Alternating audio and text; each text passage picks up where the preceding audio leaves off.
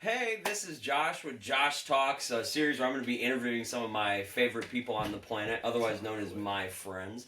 So I'm sitting down talking with John today. So I met John. We were in a play, and we got to play 11-year-old wizards. Yeah, we were love interests. It was very fun. Yeah, we were in love the whole time. Little did they know it. So I figured I would just ask some questions, be able to kind of get to know you better, be able to go through and see if we can have a good laugh through and through. Porgs, what do we think? I like when they're cooked. I kill them. Yes, that's my favorite. We love Star Wars. We love all of Star Wars, even the bad parts that we won't watch ever again. It's still all part of Star Wars, but wow. Star Wars is insane. Yeah, it's like a second Ewok. When they pushed for it, I didn't. It's just no. Please don't push for it. Don't make it that big a part in your movie. Although without pushing for Ewoks, we wouldn't have Warwick Davis in the Star Wars universe. And Warwick Davis is awesome. That's true. He's the best. Every time I see him, I'm like, I'm so happy he's doing good. Yeah. Like, I'm so happy he's successful. Did you see his, like... Well, of course you saw it, because you saw the movie, but his, like, cameo as Wicket in... Yes, with his son, and his actual son played... Son. Oh, yes. I thought the Ewoks looked really weird. I didn't think that they... I thought they looked really weird. I thought it was hilarious that the end of episode 9 was literally just the end of episode 6, but they didn't cook Darth Vader this time. Because, like, I'm not kidding, I was not even alive when episode 6 came out, and I'm sitting there watching this, and I'm like, this is literally the end of Return of the Jedi. Well, because it just shows a compilation of all of the planets celebrating the defeat of the First Order, and I'm like... This is exactly what they did when the second Death Star blew up. Yeah, it's... At least in George Lucas's, like, recut, where he put in all the prequel things as well. So in the recut, it's literally the exact same at the end of episode 9 as it is in the George Lucas recut, where he added stuff in from the prequels. So I was like, this is weird. Because episode 6, you're like, oh, wow, this is so original. And then the prequels ends, and it's like, this is dark. Yeah, holy shit. And then the sequels ends, and you're like, I guess we're kicking it back to basics. I love you, Disney. Who are you? Rey Skywalker. But so... No, you're not. Rey, listen, I don't hate Rey. I don't either. But Rey Skywalker, I was not vibing with it. I hate Rey Skywalker. I'm not gonna lie, as soon as they said Rey Skywalker, I still remember our whole theater went, huh? And I was like, I've never had a theater. I watch a lot of movies, and I love going to the movie theater. I've never, in my movie-going experience, had a whole audience collectively like, what? Like, that doesn't make sense. Episode 9, Rise of Skywalker was the first movie ever where I experienced that in a movie audience. It's just so weird that, like, again, that's something that you would push for. Like, it's not, like, an obvious thing at the end of it. You're not sitting there like, you know what, she should be a Skywalker. It was something that came out of just, like, it was so left field. Like, it was, like, she said, I was like, that doesn't make any sense. Why? How did you go from here to there? I was so close to thinking they were geniuses. Because, well, here's why. The rest of the movie, obviously, not the best. Still love it. Ian McDiarmid, I still love Emperor Palpatine. Even though he returned, I love him always. But, at the end, when she was like, what's your name? She was like, Rey. And she was like, Rey who? I thought she was going to go, I'm just Rey. And then just, go walk away or something like that. Own it. Like, you don't have to own the fact that you're a Palpatine. You can go, I'm just Rey. And number one, everyone was like, Rey Palpatine. That wasn't even her name. No. There's no way that they named her Rey Palpatine. 0% chance that happened. So as soon as they were, like, talking about it, And as soon as they were like, yeah, like Ray Skywalker doesn't make sense, I'm like, correct, but Ray Palpatine is not the answer. No. I was like, they should have had to be like, I'm just Ray. And then, Ray like, Solo. almost like Jango Fett, where she's just a simple person trying to make her way through the galaxy. Literally, Yeah. that would have paid off so much more. No, they should have done the exact thing that they did in Solo. With her, like, what's your last name? And he's like, Yeah. I'm alone. By myself. myself. So solo. Ray Solo. That right there is why that movie is terrible. It's awful. I still remember I skipped going to Cedar Point in high school because I was working at the movie theater when Solo came out. Yeah. And I was like, Star Wars movies, big money makers, because they always need people there. Like, Star Wars movies are It's popular. gonna be busy. It's like when Marvel movies happen. So, like, the three biggest ones. This is how you know Yeah. that you're about to have a busy weekend working at a movie theater, as I did. But, so at the movie theater, Star Wars movie, Marvel movie, Jurassic World movie. If it has dinosaurs, superheroes, Yeah. or Star Wars characters, people are showing up. And we hate our lives. It's great because it's great to make money working in a movie theater because like there's so many people and like they need you there for longer. So like if you were old enough, you could work a little longer and like you could stay there and do the closing shift and stuff like that. But I always hated when they would make me an usher Yeah. on those days because they would be like, hey, you're gonna be cleaning the theater once they're done. Now, I'm trying not to be that person who always hates people. But I think it's just who you are, man. that's fair. When you work at a movie theater and it's right after a Marvel movie gets out, you, at least while you're cleaning that theater, will hate all of humanity. Because I'll never forget, because also, you have to remember, we're on a time crunch. We have to clean that theater, make sure it's clean enough where no one will complain, and then we move on to the next one. Right. And my least favorite, I love this movie, but my least favorite movie to clean up after was Guardians of the Galaxy 2. That makes Because sense. they had like 5 after credit scenes. And we can't clean the theater until everyone leaves. So we're waiting, and we are on a limited time to be able to go in and clean this theater. And James Gunn, being the beautiful bastard he is, put 5 after credit scenes in this. And I loved all of them as a moviegoer. But as a movie theater employee, I hated that. I was so mad at that movie for so long because I had to wait to clean up after people. Right. It made me very angry. But I love James Gunn, don't get me wrong. Superman, couldn't be more excited. But I was like, for that 1 year, I'm like, I hate that dude. That dude made my life so hard for like 3-4 weekends in a row. But it was the exact opposite of the Solo Yeah, experience. no, which is what Solo, you're like, getting at. no one showed up. Yeah. And like, I skipped Cedar Point just so I could make money. No one showed up. You know what's crazy? Is that, like, I think it was, like, an incentive to like, improve your grades, or to be on, like, honor roll or whatever. I was in, like, middle school. I think this was, like, it was, like, 2017? Is that when it came out? Yep. Okay, so that, I was, like, 13 or whatever. It was 2017. Yeah, I was 13. It was 2017 or 2018. I was, like, 12 or 13, okay? We're doing the math. Yeah, I can math.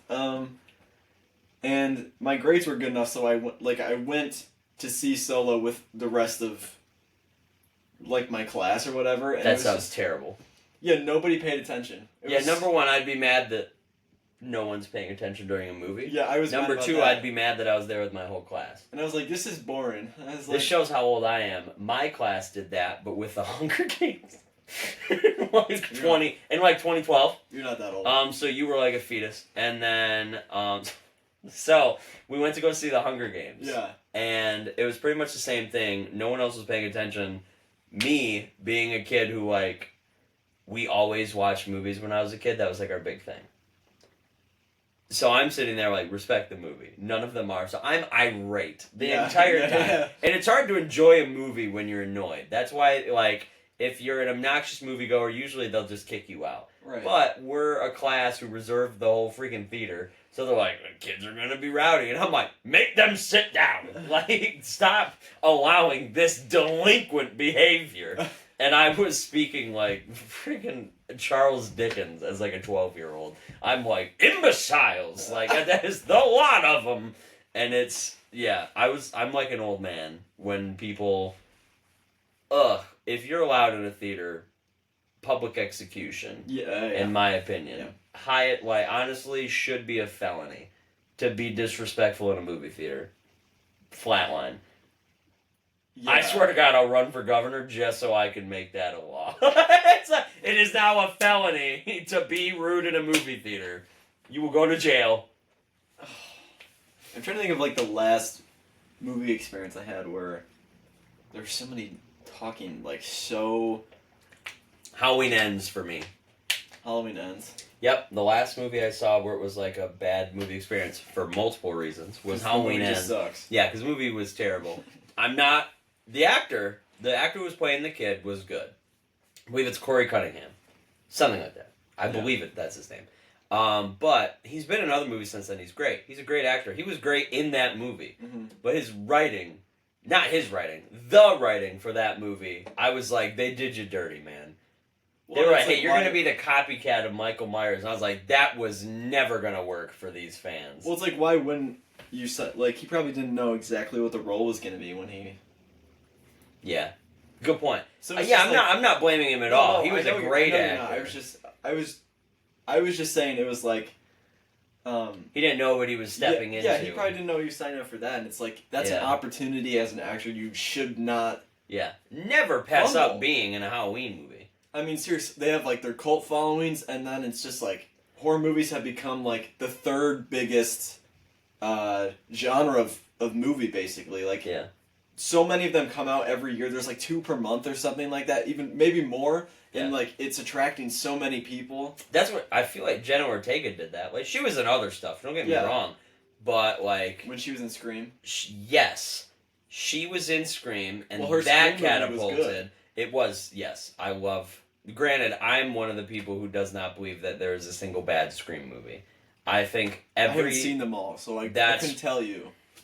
Well, this conversation is over. No, I'm kidding. We're gonna put this on pause. Watch. Yeah, 5 make of John them, watch we'll the get back rest to you. of the film. We will be. I'm gonna make you watch Scream. I want to watch them. I've seen the first 2, and then I saw the last one when it came out. Crazy.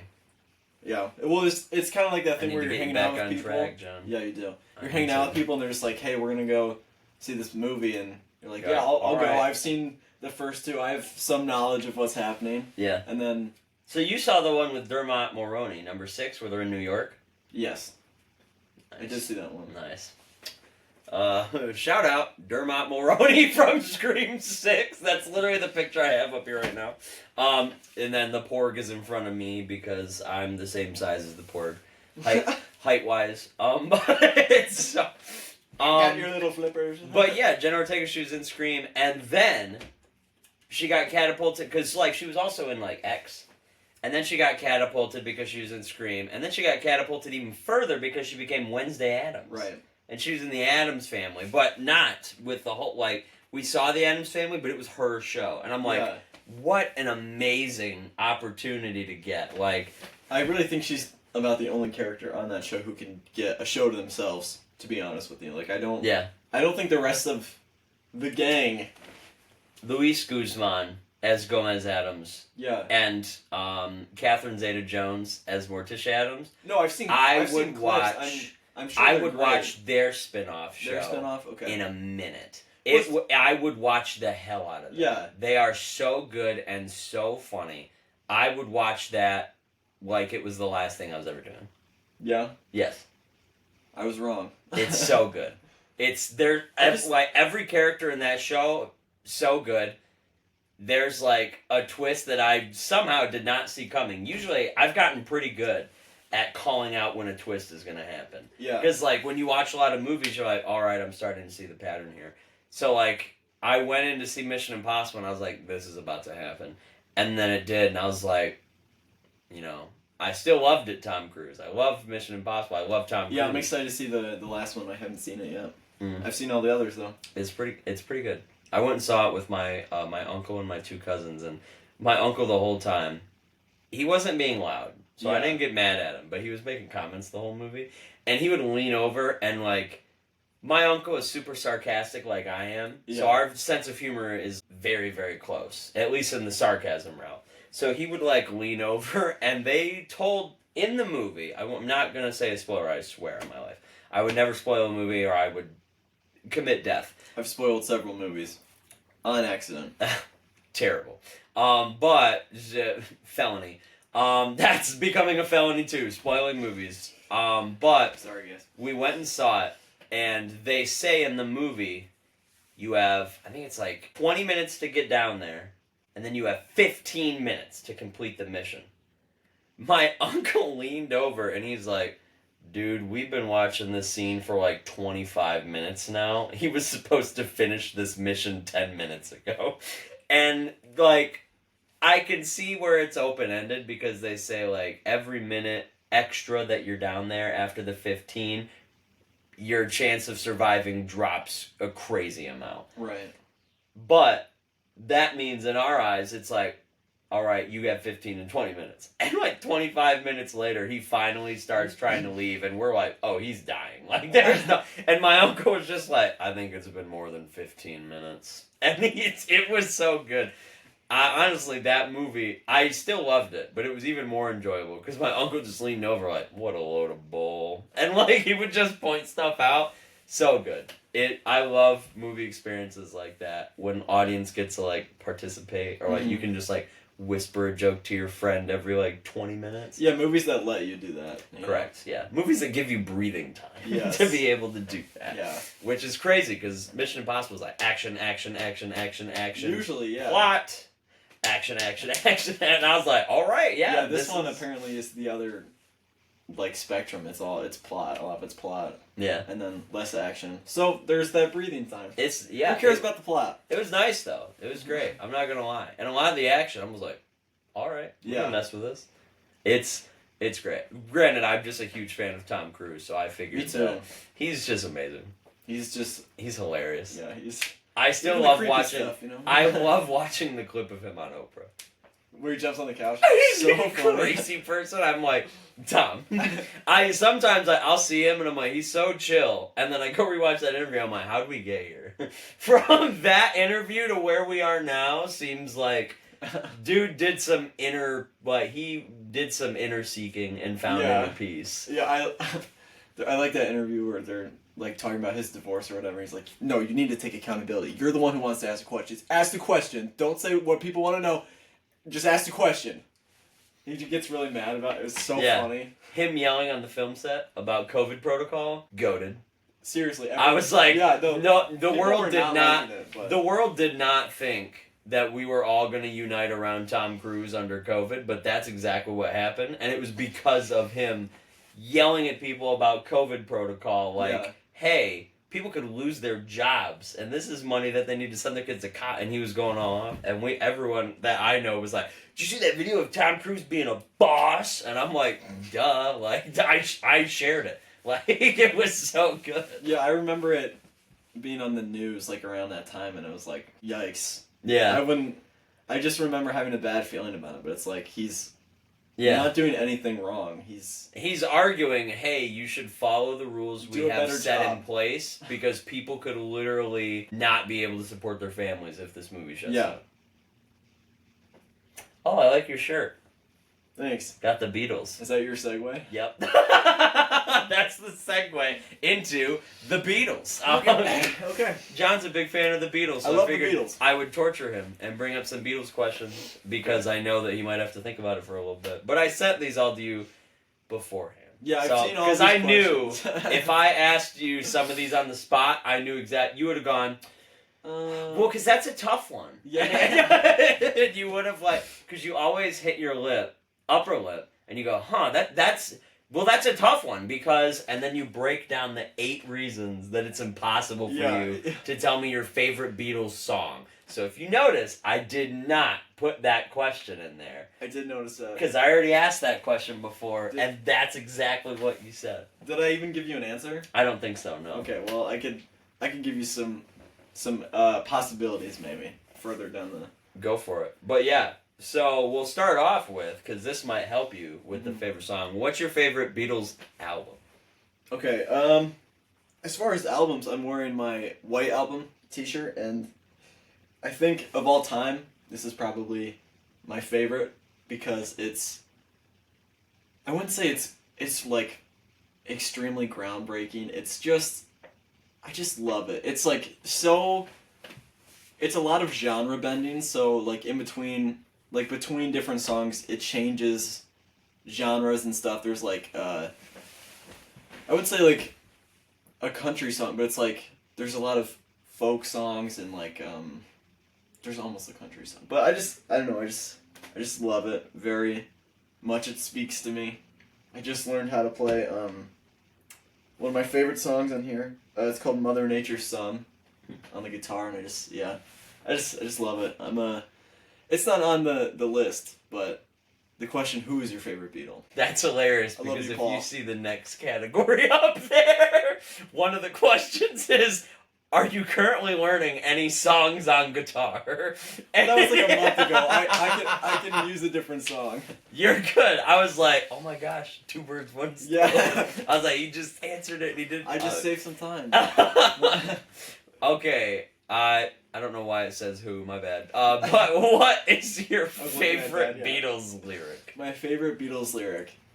What comes to mind is the na-na-nas in Hey Jude. I knew you were going to bring up that song. I literally almost said anything except Hey Jude, because I think it's actually, again, this is a hard question. You know? It's a tough one. It's a tough one. about this one. Because I can't like look at all of my favorite. I didn't do enough research. I should have like laid them out. But like I'm just gonna hit one of my contenders right now. I'd say probably All the Lonely People. Where Do They All Come From? From Eleanor Rigby. I think it's just a masterclass. I love you, Paul McCartney. Eleanor Rigby. That's great. I love that song. I love Eleanor Rigby. That is... Yep. Waits at the window. Yeah. Gosh, now it's running through my head, and I'm Yeah. like, oh, I love that song.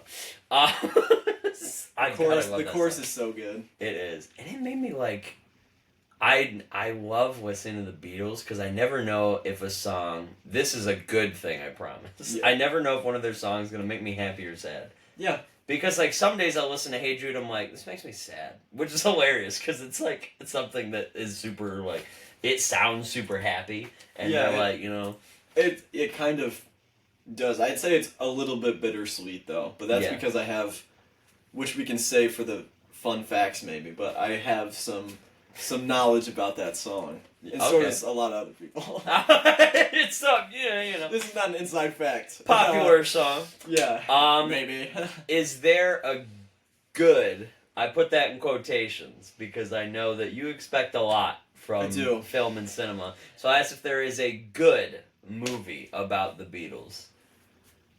Are you like this? Could this be like more of like anything? It doesn't This have to be like. Could it be a doesn't- documentary. Okay. It could be a movie that they made that involves the Beatles. Anything. There's okay. I'm gonna bring a couple things here. There's a scene from. I haven't actually seen this movie, by the way. I have no idea if it's good. It's on my watch list on Letterboxd, which Josh is gonna put in the link. So if Letterboxd. you guys yes. want to drop me a We're follow. putting all of our Letterboxd in the links. Understand? That is the best app of all time. That's where I spend all my time. Right I spend more time on Letterboxd than I do Instagram. Me too. I would bring up. It's this movie called Walk Hard: A Dewey Cox Story. It has. Yes, John with C. John Reilly? C. Reilly. Yeah, yeah, yes. Have you seen it? Yes, I've seen Okay, it. so you know that there's a Beatles scene in it. Yeah. And they're in India. They're sitting in the tent, and it's like Paul McCartney's played by Jack Black. Paul Rudd is John Lennon. And then there's two. I know one of them is Justin Long, and I don't know the other guy's name. I freaking love Justin Long. That's a whole other conversation. But they're all just sitting there and like they're doing their Beatles impressions, and Jack Black is not even doing a Paul McCartney impression. He's just changing accents every time he speaks. It's so funny. And then, but my favorite part of the scene is like, it's Paul Rudd as John Lennon. He goes, "Yes, Dewey Cox. With meditation, there's no limit to what we can imagine." And he looks right into the camera and he says, "Imagine," and it's so funny. It's like the perfect. I don't know who wrote that, but like props to them. I will speak on your behalf and say that movie is phenomenal. Okay, I want to see love it. that movie. It's so good. You yes, definitely watch that movie. And then I'm gonna bring up another movie. It's called Across the Universe, and it is just about the worst thing I've ever seen. So I know it's supposed to be like a good movie, but I thought I'd bring up like one scene that was pretty cool, and then from the Dewey Cox one, and then I'm gonna bring up a bad movie that I think you shouldn't watch. Best of both worlds, a good and a bad. So there's characters in this movie Across the Universe. Of course, they're named after Beatles songs because why wouldn't they be? But when you introduce the characters, you're like, gee, I wonder if they're gonna play Dear Prudence about Prudence sometime. You know, like, and the main character's name, I'm pretty sure, is Jude. So of course, the last song of the movie is "Hey Jude." What? It's so stupid. It's really so stupid. This sounds like one of those movies where they're slapping you in the face so hard with the plot that you're like, I don't even need to watch this movie. Well, it's... Because I can tell what's about to happen. Yeah, it feels like it should almost be a musical more than... I don't know if it is. I don't know anything. Okay, I'm really kind of stupid. But it seems like it should be a musical and not a movie. Like, I guess it's a musical movie, but, like, it's like a juke... Obviously, it's a jukebox musical. Yeah. But it should be on a stage. I don't think it should be... Alright. And it's like... So you don't think it should be a movie, you think it should be, like, an actual musical? Yeah, and I also think it should just be rewritten. Maybe they should... So not a lot of work, just some light tweaking here and there. Yeah, just a little bit of editing, you know. Yeah. They should change a recasting, lot of the songs. Rewriting, they need to lighting design. A lot of the songs they use. Almost everything, but just a little bit of also everything. The plot, maybe. It's just if like... we could change the names on those characters. Yes. If we could get some of the names changed here. Well, it's just so annoying. I'm sitting there the whole movie waiting for someone to say, "Hey, Jude." Like... Every time she sees someone on the sidewalk, like, oh look, that's my friend from school. John's like, no. Hey, Jude. John's like, it's coming up. I can feel it. Yeah. I sense a disturbance in the force. No, well, they introduce this character Prudence, and of course, like, you're like, they're gonna sing Dear Prudence at any moment, and like, she becomes really sad at one point. She locks herself in her room, and they're like, "Dear Prudence," like knocking on her. I'm like, shut up! I hate you. It wasn't a question of if. It was a question of when. And you're like, I know this is happening. Yeah, enough about that movie. Okay, I actually do want to bring up one other movie, and then the actual documentary that I want to talk about. Go for it. Okay. There's a 1968 movie called Yellow Submarine. It is one of the Beatles... It's the Beatles', like, second to last film, because then they made Let It Be. Anyways, it opens with... I can't remember what song it opens with. Probably Yellow Submarine. And then the next song is Eleanor Rigby, and it's, like, during... It's during, like, the opening credits, but there's no reason it's being played. It's just, like, the super sad song or super sad animation. And I just, like, I don't understand the purpose. Like, I just wish they chose another song. There's so many on the White Album. It's a double-sided album. Like... And they were like, this is the best one, yeah. Yeah. It's a double record. Anyways, okay. And then the documentary Get Back, it's on Disney Plus. It's the greatest thing I've ever seen. I love it so much. It's amazing. You can just see the Beatles being... That's actually what made me fall in love with the Beatles. Like, I had terrible music taste for most of my life because I didn't get a phone until very late, so I couldn't get like Spotify or anything. Gotcha.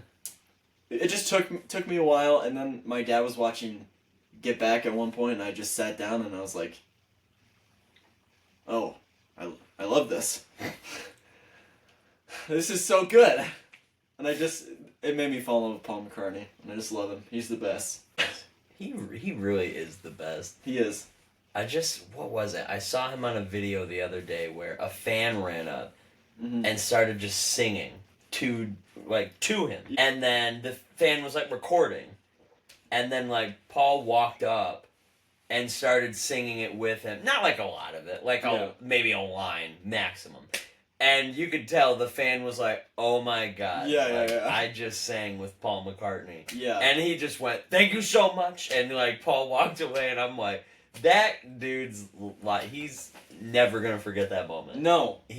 That's gonna be the love of his life for like the rest of his life. Yeah, that would be incredible. That's like, He was definitely stoked. yeah, one of like my dream concert would be Paul McCartney, which I don't think is gonna happen. I don't know because I'm not Paul McCartney. He might tour again, but his voice is like not. It doesn't sound so great anymore. He can't really hit the notes. His band is incredible. He still plays very well. He just can't sing as well as he used to. But I would love to be in one of those big concert venues while they play Hey Jude. Mm-hmm. Everyone is singing. I think that would that would fix everything that's wrong with me. My life would be cured. I would be right back on my feet. Depression gone. I would be successful. Yeah. I get it. I'd find love. Maybe. It was funny. I never thought I would experience this at this concert. I went and saw Young Gravy. And don't laugh, he's a good artist. I love Young Gravy. So I went and saw Young Gravy in concert. And his DJ comes out. Yeah. Which, amazing. He's like the best. I love him to death. And he's sitting there and he's playing Motown music. Because we're in Detroit. And he goes, Detroit, like, home of Motown. And he's pulling out, like, I'll never forget it. Because I'm sitting there. We're in this giant crowd. And this is standing crowd. There's no seats. You're all standing down in this venue. And I'll never forget that he starts playing this music. And he starts playing Ain't No Mountain High Enough. And you just hear it, the doo doo doo doo doo doo doo doo. And the whole crowd like, listen, baby. And like everyone's singing along at the same time. They sang Ain't No Mountain High Enough. They went after that and they sang My Girl by the Temptations. They were singing that. So, like, we're going back and we're singing songs from Motown. Mm-hmm. And, like, you know, we went on to, like, he was playing, like, Eminem and, you know, T. Grizzly. And he was playing all these other artists from Detroit. But it started with Motown. Yeah. And this is a bunch of people probably between the ages of, like, 18 to 30 is probably the average age in that concert. And everyone was singing every single word of the Motown music. Yeah. And, like, for us, I know that, like, you know, we're not walking around with a bunch of people our age. Like, oh, they know the music we know. Because we like to listen to a little bit more classics. Yeah. Which is hilarious, because every time John's in my car, I give him whiplash with my playlist, because they genre jump so quickly. Yeah. But, like, you know, a lot of times I have a classic music playlist, like I have a classic rock, I have it all divided, and I have a Motown playlist. So, like, I was sitting there and I was like, oh, like, you know, not a lot of my friends can sing along with all these Motown songs. And the whole crowd was singing. And I'll never forget, like, my friend, love her if she sees this, love Katrina, but she, like, went off and went to another part of the venue. So I was just kind of standing there by myself. If I don't know people, I get really socially awkward really quickly. And number one, it's a concert, so nobody really wants to talk to you anyway. They're just like, yeah, shut up. Like, the guy's up there. But Gravy wasn't out yet, so we're all just kind of standing there, like, waiting, and, like, we're dancing along, singing. And I like, there was just some moment where I was sitting there, and we were all singing, and I was like, this is cool. Yeah. Like, this is, we haven't even hit the actual concert yet, and this is cool. I'm enjoying myself, and he's not even on stage. Yeah. Like, it was crazy. And then he came out, and it was, like, even better. We're all having fun. It was a blast. Honestly, I can't lie to you. I've been to a lot of concerts. I saw Vanilla Ice live. I saw Nelly live. I went and saw, I believe they're called the Galactic Empire. It's the people who play like rock versions of Star Wars and stuff. So like I've went and seen all these concerts, and so I don't know if you know, in Jackson, this is being recorded in Jackson, Michigan. In Jackson, in the fairground, they used to have this thing called Rockapalooza. Yeah, I know of it. So Rockapalooza, for you who might not know about it, is like they would bring a lot of rock bands. It could be local bands. I know that Coolio was there one year that I was there. They had like a bunch of these famous bands coming to play. It was awesome. And the host, like the first year I was there, the host was Pauly Shore, and I got his autograph on my T-shirt. You told me about that. Yeah, so I got his autograph on my T-shirt. I met Pauly Shore, which is still like crazy. I was 12, so I was like a little fat kid, and he's probably like, "This kid's gonna die in a year. Bring him up." Like, and he gave me his autograph. I'm like, "How sweet." But so we're at this concert, and I remember like I'm watching Coolio perform Gangsta's Paradise, and we're doing all this. So I've seen a lot of really good music at live venues, and like it's amazing. The most fun I have ever had at a concert is Young Gravy. Yeah. And it was phenomenal. I don't know what perfect combination came together to make that show so amazing for me. I'm not gonna lie. I left like halfway through. So they performed like the first half of the show, which went until like 11 p.m. almost midnight, and then the second half of the show was gonna start at like 12:30, 1 o'clock, and it was gonna go until like 3 in the morning. And I was like, I'm out. Like I gotta go to sleep. I'm too tired. So we left a little bit earlier, but it like just that first part of the show, I was like, this is the best concert I've ever been to in my life. Yeah. It was so fun. And like that's why I don't like to go to shows that are too big, because like if I go to Little Caesars and I was going for like Elton John when he was on his tour, or if I was like going to the Cowboy Carter or like the Beyonce, I just feel like if it's too big of a concert, it's not enjoyable, because you're in nosebleeds, you're 900 miles away from the stage, and you're like, I can't barely interact with the music. You probably can barely hear it from all the way up at the top. And it's on a delay from the top, like it's on a delay, which is annoying. But this one, it was like I love going to smaller shows, like either bands that are not as well known or spots that are just playing in smaller venues. Like right now, if you haven't seen it on the internet, I don't know if you have, All American Rejects. Mm-hmm. They are on tour right now. Yeah, smaller venues. And they're doing like house parties though. Oh, okay. So they're not even, they're barely doing like, I think they might be throwing in some like small barely venues, a show but they're going to house parties and performing. Yeah. And I was like, that's genius, because number one, kids love house parties, and if you expose them to your music there, they're going to be like, oh, I'm going to go listen to that. Right. And like, it was genius. And I love small venues like that because everyone's enjoying the music. It's not like, it's wow. Like, people can enjoy music at big concerts, don't get me wrong. All the Beyonce fans are about to kill me after this. But, like, I don't know, something about a more intimate environment where it's like you can interact more with the show. I love that. Like, even at the Young Gravy stuff, everyone was jumping around, like, having fun. And I was jumping. And I don't jump. I don't jump. He doesn't get much air. No. About as much as a penguin. I don't get much air. As a porg. Yes, as my porg. I don't get a lot of air. But... I'll kill myself for making that joke. Alright. But, dude, jeez Louise. But, like, it was phenomenal. It was so fun. If I could go, I would go to another one. Yeah. Like, I love smaller concerts. So every time one of my friends reaches out and they want to go to a smaller concert at, like, a smaller venue, I'm like, let's hit the road, let's go.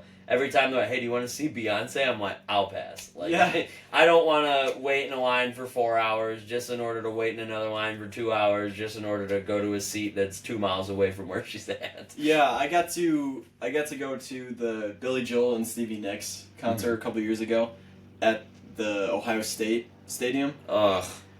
Um, Why'd you bring them up? Because it was there. Ohio? Really, John? I know, they stink. True. But and it was like, obviously it's a big venue. It's Very big. it's a very big venue. Big, huge stadium. Yeah. But it was like so enjoyable. Like I had a great time there. Stevie Nicks was like she played first. And I got to sit with the rest of the audience and hear her play Landslide. Mm-hmm. And it was just like, that was one of those moments. It was just like, it was same with like how I want a Hey Jude moment. It was just like everyone was singing Landslide. Yeah. And then there was one that was later in the show, which is, this is when Billy Joel was singing. And it was my favorite song of his. It's called Scenes from an Italian Restaurant. It's like a 7-minute song, and it's just like, it has like, obviously it's scenes, it has movements and almost, and it's like, I don't know, it just connects with me, and it was just like, I was singing that with a bunch of other people. It was just awesome. I love it. That was me at, I went and saw the Electric Light Orchestra. ELO. Yep, I went and saw Jeff Lynne's ELO. Did you? At Was this the, Mr. Blue Sky that? No. So they played another song. Yeah. Hilariously, I didn't even know it was their song. I knew this song from a movie. And they started playing it, and I went, I know this song. And I felt so stupid. So it was Evil Woman. Oh, that's a great song. I listened to Evil Woman. They were playing it live, and I was like, oh my god, I know this song. And my brother Dale's like, yeah, we're here at their concert. Like, figured you would know some of their songs. But it was funny because I knew it from Austin Powers.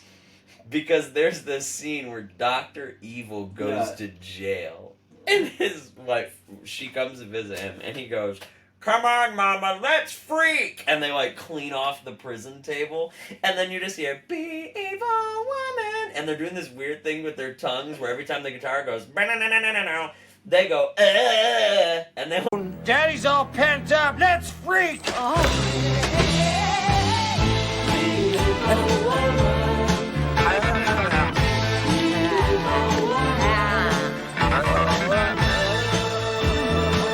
like shake their tongues. And that's the way I knew that song. So in the crowd, they're all up there like, be evil woman. And I'm up in like the upper mezzanine looking like a freak to everyone around me going, and I'm like, maybe I should not be in public anymore. Maybe I should isolate at home. House arrest. Yes, correct. I am not able to be around humans because I don't know how to interact with them. Hit me with some of your favorite Beatles fun facts. Okay, Hey Jude was written about John Lennon and Cynthia Lennon's divorce. And it's for John Lennon's son, Julian Lennon. It's written for him. That's one. The way I didn't overly react to it, so you went, well, that's one. And I'm like, sorry, man. I was like, I'm not gonna lie. In my head, I was like, this is super interesting. And my face was like, who cares? And I'm so bad. He was also thinking, who cares? No, I was not. But no, just kidding. Bastard. Okay. Did you have any other? Paul McCartney, my favorite Beatle. He came up with the idea for. Mine's the Blue Beetle.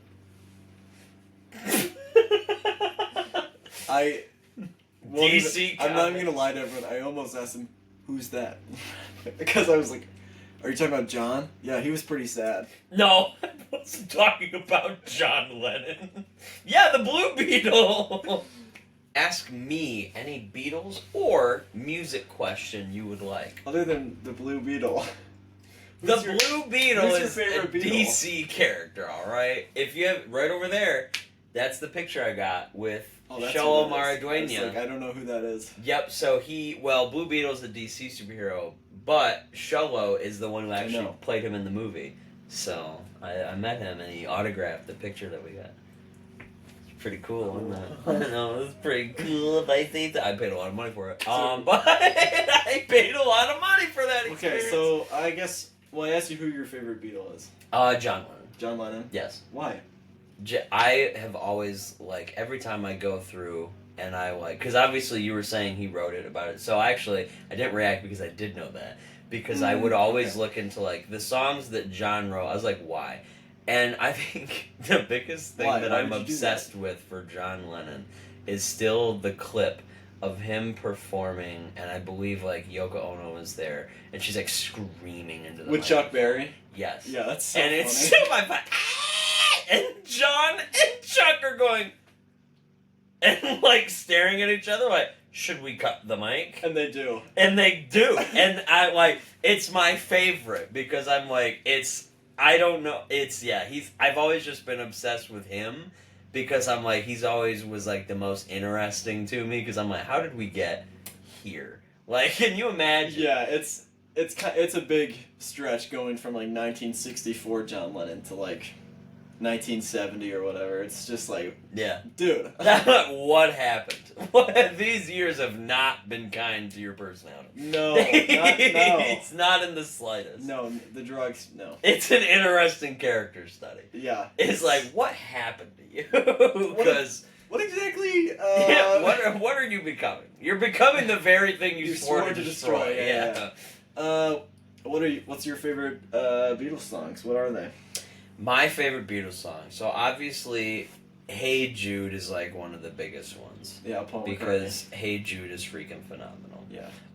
But we already kind of talked about it at the beginning. I do love Eleanor Rigby. Yeah, That is it's a one of good my song. favorites because like it's that song. Same with "Hey Jude." It usually makes me sad. Eleanor Rigby is just I don't know why, but I literally cannot have that song on any playlist other than my sad playlist because I know that it'll make me sad. So I literally I will exclude it from every playlist except for my sad playlist. I think that's fair. I think that is fair. I'm trying to think if I have any like Beatles songs that like necessarily make me sad. Yeah. I have a lot of songs that make me sad. It's kind of sad. Okay. No, it's kind of sad, yeah. Oh. But it's nice. I like to balance my music. So like in the car, we listen to Lil Nas X because that's a lot.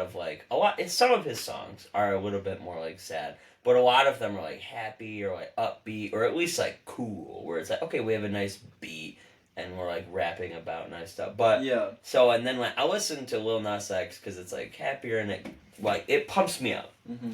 And then other artists that I'll listen to, like I listen to a lot of Joni Mitchell, and a lot of it is because like her music usually like mellows me out. Yeah, she's Not very necessarily, she's mellow. yeah, not necessarily sad, but it mellows. me It balances things out. Yeah. out. Correct. Yeah. So I like to kind of find that middle ground because like also I'm bipolar as shit, so I have to like find a way to balance all of that. Literally my whole life, after I went to that doctor's appointment where they're like, yeah, you're bipolar, the word that I hear the most in my life is balance. So I was like, okay, maybe I should start actually like trying to find balance. Yeah, it's a no for you too, buddy. Yeah, okay, well, yeah, that's a very good point actually. But going into that, what is your favorite genre of music?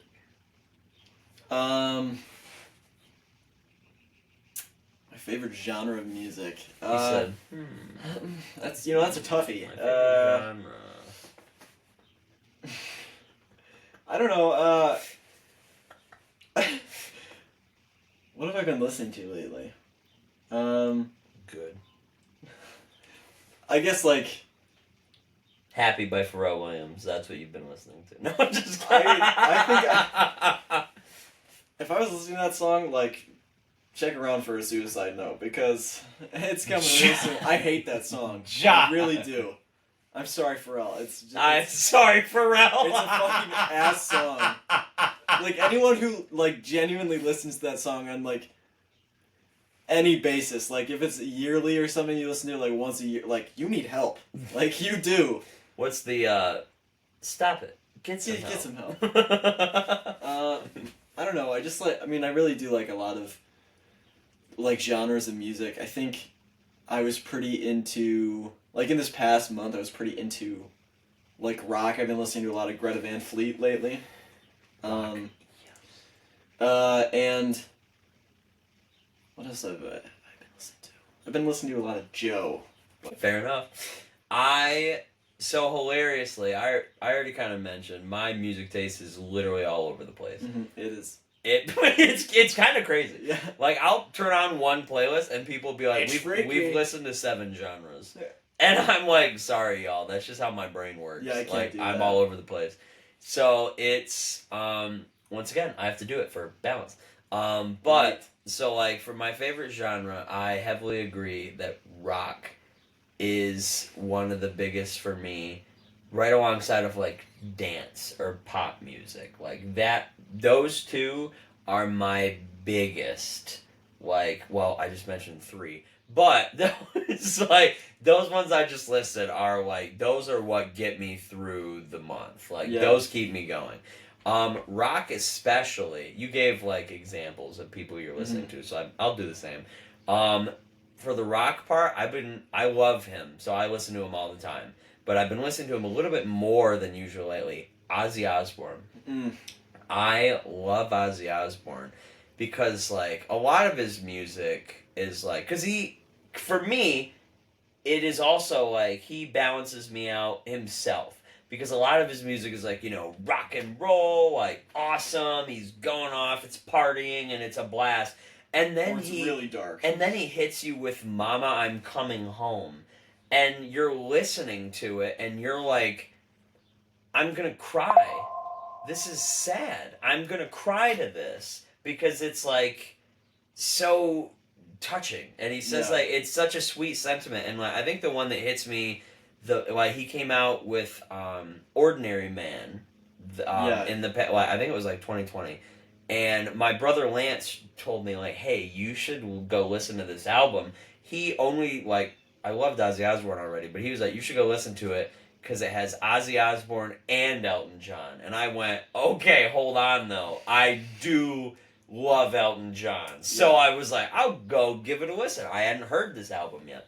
So I go listen to it. Ordinary Man, the song with Elton John, immediately crying. Ozzy Osbourne for the rock side. Elton John for a little bit of the, like, you know, get me hyped up side as well. Like, well, not sexy, yeah, he'll get me hyped up. Elton John, you play that on a Saturday, guess what? The Saturday night's alright for fighting. Yeah. Because I'm ready to go. I will fist fight anybody at the bar if they play some Elton John on a Saturday night. What instrument do you wish you could play? I just wish I could play guitar better. I literally want to punch you in the face that you just said that. I don't want to play another instrument. I just want to play guitar better. I wish I could play the electric guitar. Yeah. I've never learned how to play guitar. Never learned, especially, how to play the electric guitar. But, like, every time I listen to, like, Ozzy Osbourne or, like, you know, go back to classic rock, listen to REO Speedwagon. And I'm like, I love REO God, Speedwagon. I wish I could heard it from a friend. Yeah. I'm like, I wish I could play that song. Because that would be so fun. Kiss, I wish I could play every Kiss song ever. I just love it. Rock music in general, I'm always so surprised how versatile the electric guitar can be. Because, like, it's just so good. Like, the most versatile instrument. My ex and I, we were obsessed with, like, this show on YouTube. It's, like, about a metal family. It's, like, it's a family that, like, plays rock music, and they like rock music. Yeah. And it's awesome. It's amazing. I'll probably show you after this. But it's so good. And every time, like, the guitar, you'll hear it in a happy song or, like, at least, like, a powerful song strumming, and it's powerful, and you love it, and it's alpha, and you're like, yeah! And then you'll hear it in a sad song. Yeah. And it's, like, low-key, and it's more in the background, or it's right in your face, and you're still like, these notes are beautiful, and, like, it's hitting well, and it's crazy how versatile instruments can be because Yeah. like sometimes they get typecast. Like if you hear a trumpet, it's like big powerful brass, like yeah, trumpet. And then in other songs, like I'll hear famous trumpet players like Wayne Bergeron, my favorite trumpet player. He'll like play a requiem on a trumpet, and I'm like, this is the most beautiful thing I've ever heard in my life. And it's on an instrument that's known for being like, you know, powerful. And Yeah. like, this is the instrument that literally starts off Star Wars, like, ta-da! And it's like trumpet. And somehow now he's playing like a very sad requiem on it, and it's the most beautiful thing you've ever heard in your life. Yeah. I love it. But yeah, so that's the instrument I wish I could play. I hate you for saying you wish you could play the guitar better, because you're so good at the guitar. I wish I could. you We know? were at the bonfire, and We had a we were at bonfire. we had a bonfire for info 411. You guys But just weren't invited. you know? sorry, maybe next time. But watch next time we do like a bonfire and we just have the camera. But so you're sitting there playing music, and I'll like honestly, like the Young Gravy concert, I felt so zen in that moment. Mm. I was like, I don't have to worry about life right now. I can just Yeah. enjoy it because we're sitting around a fire. We're listening to music being played. It honestly, the scene in I'm about to make a hard jump right. I was like, God, I love this. It was such a beautiful moment. But yeah, it was so zen. And Yeah. it made me understand like why are they all sitting around a fire? Like why would they do that? And then I did it, and I was like, oh my gosh, I felt great. Like Yeah, no, yeah. no wonder people do this. Yeah. Made so much sense to me in that moment. Yeah, it's well. I wanted to actually play that song as soon as I left the theater after seeing that. I was like, the goal is to do that. As cringy as it's supposed to be, I mean, I just think it's cool. No cringe in my eyes. I think it's cool. I think it's awesome, and fireworks and explosions and AK-47. You know, all the men stuff. I think it's awesome. Oh, Um, the alpha. I apologize for everything I just said. By the way, He said I have to submit, get my apology on the record for the stenographer. but I still want to play it because it's just a fun song. Heck yeah. Yeah. So, what is your favorite musical? You know what? I actually. I know what your least favorite is. Yeah, you So know- let me know. Okay. It's actually Les Mis, Mm-hmm. and I'm seeing it on Sunday again. Really? Yeah, That's awesome. yeah. Have fun. That My sounds brother was amazing. in Les Mis at the Croswell. This is for people in Adrian, I guess, or something. We're a Anyone Michigan-based who- yeah, podcast. yeah, we Michigan. podcast about Michigan. You guys ever heard of Fago? Look up Fago. Josh loves Order Faygo. Fago from the website. It's so if you haven't had it yet, it's a Michigan thing. Get Fago, get Superman ice cream, that's good too. Has Blue Moon in it, so it's good. If you don't know what that is, get Blue Moon ice Get cream Blue Moon. because Blue Moon's that's good too. Verner's, get Verner's. yeah, That's Verner's another is Michigan. Get all of that. There's a black cherry Verner's, and I like it. If I'm you a buy fan. all of that and try it one time, you're probably gonna move to Michigan by the end of the year. I can Yeah. guarantee, because it's like you've been missing out on this your whole life. Coney dogs, we made that. You're welcome, world. Yeah. We did that. You're well. Cars, we made that. Motown. Yeah, Motown, we made that. Where Michigan's the goat. Ohio's the worst. Yeah, besides, I don't know as. Les Mis.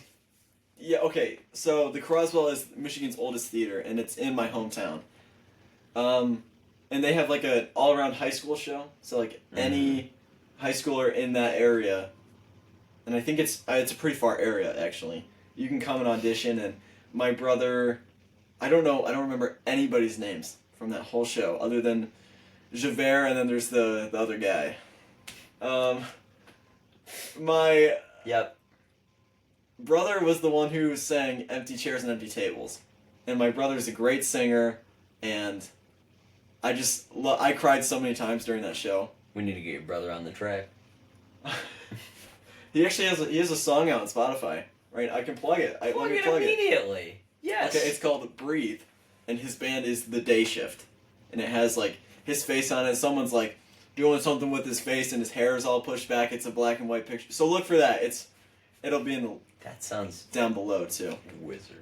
Yeah, and it's good. It's like early Radiohead, like Pablo Honey, kind of You're gonna love it. I swear. I'm sold. As soon as you said early Radiohead, I was like, I'm in. Yeah, no, it's like I it's like it's it. very there's definitely some like creep vibes to it. My brother's so good at like writing songs that you can hear where the inspiration is from, but it doesn't sound like forced.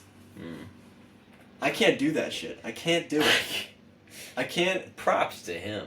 I've written like 5 songs and I just recorded them lately. They're all on my phone. I was gonna show them to Josh before the interview, but I was too scared. But I don't, We went to Target. What? Yeah, we did what? go to Target. You were scared after we went to Target? terrified. It was because of the Olipop. It's not very good. Sorry, Olipop. I love. Hey! it. No, I'm just kidding. I like the cream soda Olipop. The John the root didn't beer was good because I like he's the root- crazy. He liked the root beer, so I'll take it because I also like the root The beer. root beer is pretty good. Yes. Anyways, no, I just don't. I can never actually tell if someone likes my music or not, and it's just scary to kind of show your thing off. Too. I've got no problem. That's what she said. It's kind of scary to show your thing off. I've got no problem showing the other thing off, but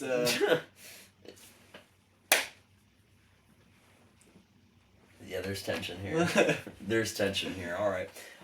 So, whew, next I'm gonna have to question. drink some water after that. Some Okay, so Les Mis, your favorite musical. Yeah. Mine might surprise you, but also probably not. If you say something wrong, I'll kill you.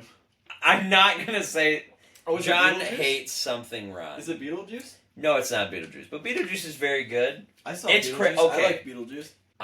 My favorite musical is Sweeney Todd. It's a good one. Which also deals with death a lot, but it's just a very sad in general, kind of talking about how he misses his daughter and he misses his wife and he was falsely imprisoned and Well, there's like, kind of like the mystery element to it. correct. And it's funny because the whole show, they're sneakily telling a love story, Yes. but the most disturbed love story of Yeah. all, because it's like Antony and then Sweeney Todd's daughter, Joanna. There's only like 2 songs in the show named after her. But, so Antony and Joanna are like falling in love. They want to like run away together and all that. Kind of like the West Side Story element. But it was always like fascinating to me because and then he's sitting there and he's like, don't worry, we're going to run away and then we won't have to like worry about all this anymore. The nightmares will go away. And she goes like, the nightmares never go away. And I was like, it's so sad that she's about to find happiness, but she's also probably never going to be happy. And I don't know why such sad things just catch my attention like that. But every time I watch Sweeney Todd, I'm like, it's just a masterclass. Well, because it's not a cliche. They're not throwing a cliche in your face. Correct. It's not like and that's not going to fix all your problems, which is there's plenty of shows that don't have happy endings, yeah. but Sweeney Todd nails it because like you're kind of rooting for Sweeney sometimes because he's a murderer, which is bad, but he was wronged. So Yeah. like he's seeking justice. It's almost like the Punisher in a sense. Sweeney Todd is kind of like the Punisher, where it's like you wronged me, and I'm coming back yeah. for revenge. And, everyone's like, all right, sure. And he believes that his wife is dead, so he believes that his mission is justified. Right. And then we find out your mission was not justified because she was still alive. You just didn't know. Spoiler alert. But Yikes. for a musical that came out in the 70s, Angela Lansbury was the original Mrs. Lovett. No way. I don't know if you knew, but yeah, Mrs. Potts from Beauty and the Beast I didn't know that. was the first ever Mrs. Lovett. So, Sweeney Todd, yeah, it's just the way that they play it, the way that they laugh about murder is hilarious because it's like, we all know it's a bad thing, but them laughing about it makes us believe like, oh, these people are sociopaths. Because when we hear, if you were sitting there and I immediately started like making off the cuff random jokes about murder that were like not funny, you're like, this is just weird. This is You a would- made up scenario. You wouldn't laugh at it. You'd be like, yeah, and like you'd be nervous. So the fact that we see Happened both of just them the other laughing about it, it's like, okay, we can't sympathize with you. You're crazy. Yeah. And so that's what's like so genius about it. Yeah. It's like, but then the creepy people still find a way to sympathize with a murderer. But it's crazy. But yeah, that's my favorite musical. It's kind of sad, but I don't know. There's something there. It's just beautiful. There's something beautiful about it. I prefer. There's one where they tried to do it with a smaller orchestra. Mm-hmm. Sweeney Todd has to have a big band. Yeah. Big band, a lot of instruments. That's where it hits its peak, and the music is amazing. The smaller one, it just didn't do it for me. Yeah. Performances were still great. It just didn't do it for me music-wise, because I'm like, it just feels like something's missing. Right. Cut too many corners in the orchestra. But Not good. we just found our way back to a question you already answered. Yeah. Are you currently learning any songs on guitar, John? Yeah, I'm currently. Well, if you've seen the Across the Universe movie, there's a scene in which they are trying to get this girl out of her room, and her name is Prudence. And if you're a Beatles fan, Her You're name like- is Prudence. gee, I wonder how they're gonna get her out of the room. Are they gonna sing to her? Yes, they are. And they're gonna sing "Dear Prudence," and Who I've been knows? learning that it's like this. It's this kind of strange like picking style that John Lennon picked up in India. And I've been kind of For Paul Rudd. from Paul Rudd. From Paul Rudd. Yeah, true story. But I've been working on that. And that's fun. I like that. Yeah. I like that. That's cool, especially with like picking. And Yeah. like for that style, it's hard. Yeah, it's just like it's anticipation is Yeah. it's just what it is. I'm just terrible at it. Grant, I'm just I don't see a terrible at guitar around guitar here, stuff. so My grandpa has a guitar, alright? Slow down. But I'm not good at it. That's why I wish I was. We're gonna go to movies. okay. Are you gonna scroll down then? Yeah. Rushing me. Oh, I'm No. sorry. Bullying me? You love when we quote the shows we were in, right, John? I just love it so much. But for movies now, we're gonna make it. What is your Letterboxd top 4? At this current moment, Yes. it is okay. The number one spot is Lord of the Rings: Return of the King. It is a masterpiece, and that's all I'm really gonna say about it. I don't really feel like shaming Josh. I will let the people who see this do this, because he just hasn't seen it. And whatever. That's fine. Okay, that's fine. Next is How to Train Your Dragon, the original. I'm not gonna see the new one. Fuck you, DreamWorks. Hey. Be nice. I'm sorry, I didn't mean it. Actually, I'm talking to the studio executives who are like, "Let's do another one." That's but it's alright. the exact same one, and we're not Studio gonna executives change is fine as long as leave Mason Thames alone. the actor playing Hiccup. Yes.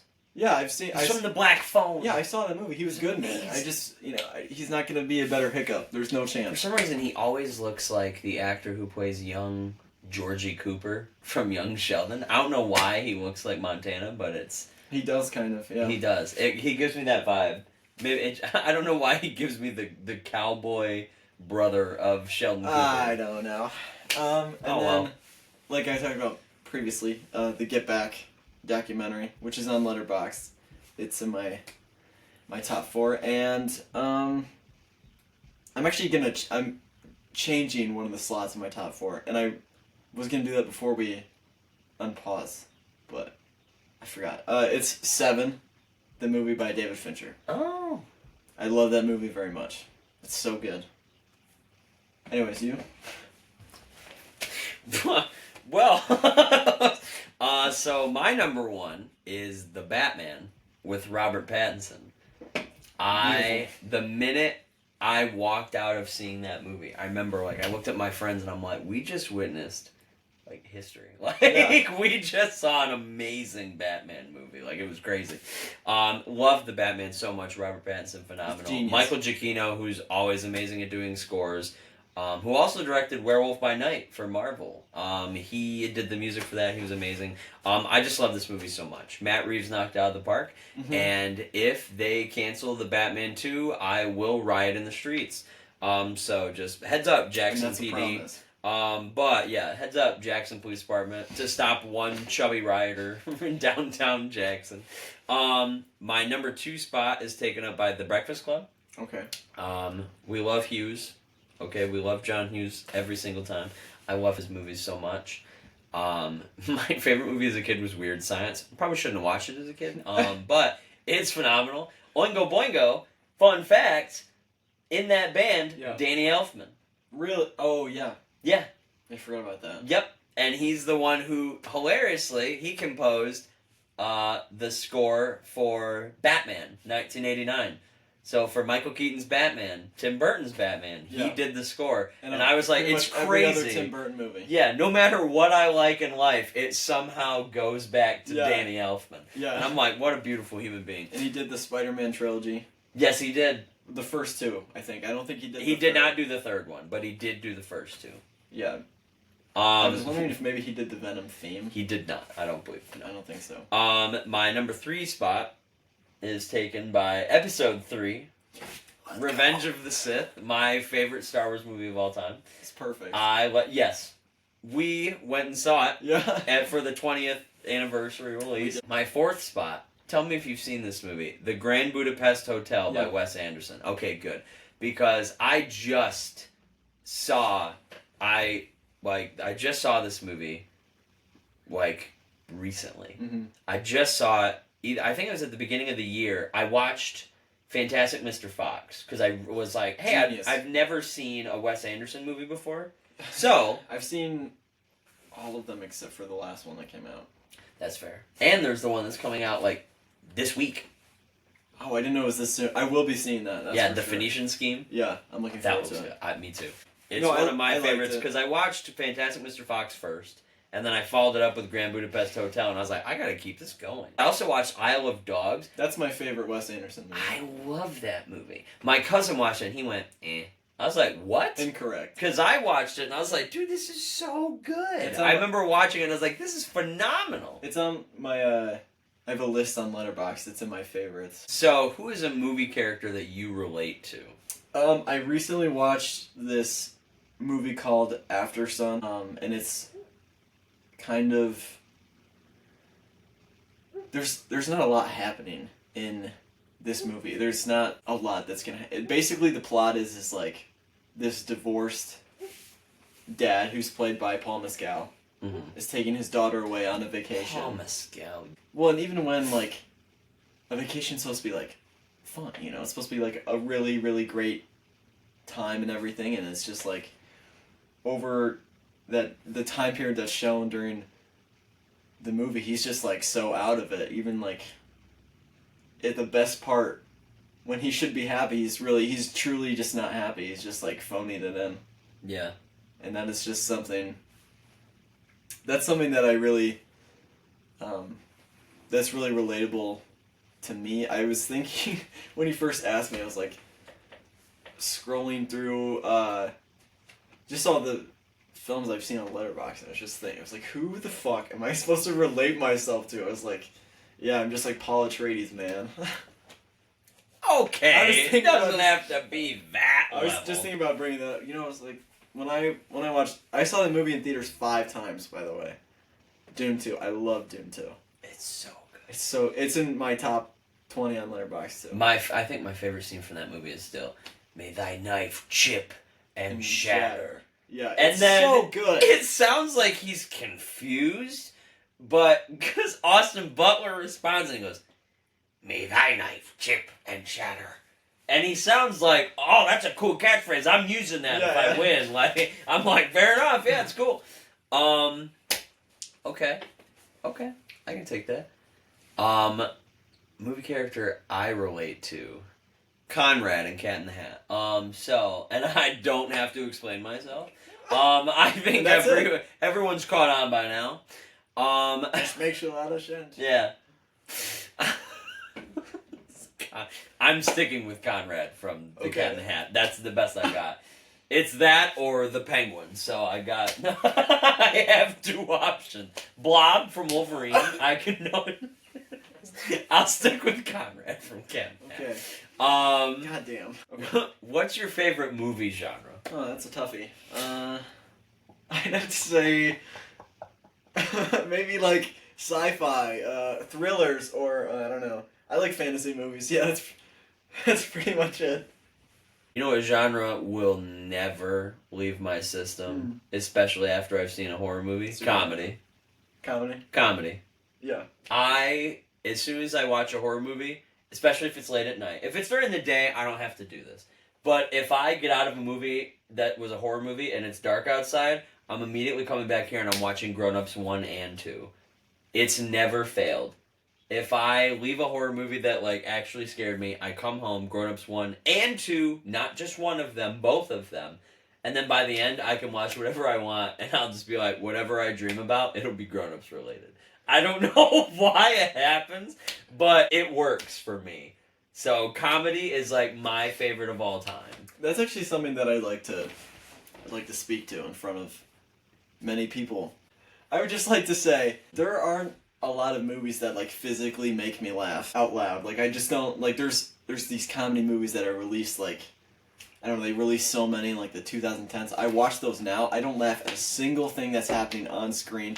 There's some things that like I think the writing's funny or like their line delivery. I'm like, oh, that's funny, but I don't laugh at things. I'm dead inside. That was me with Thunderbolts. That's really what I'm saying. I'm dead Was inside. not funny. I didn't laugh out loud at any points really. No, they were like, this movie's hilarious, and I went and watched it, and I was like, so where was the comedy? Yeah, like where was the comedy? I think- at? It was not.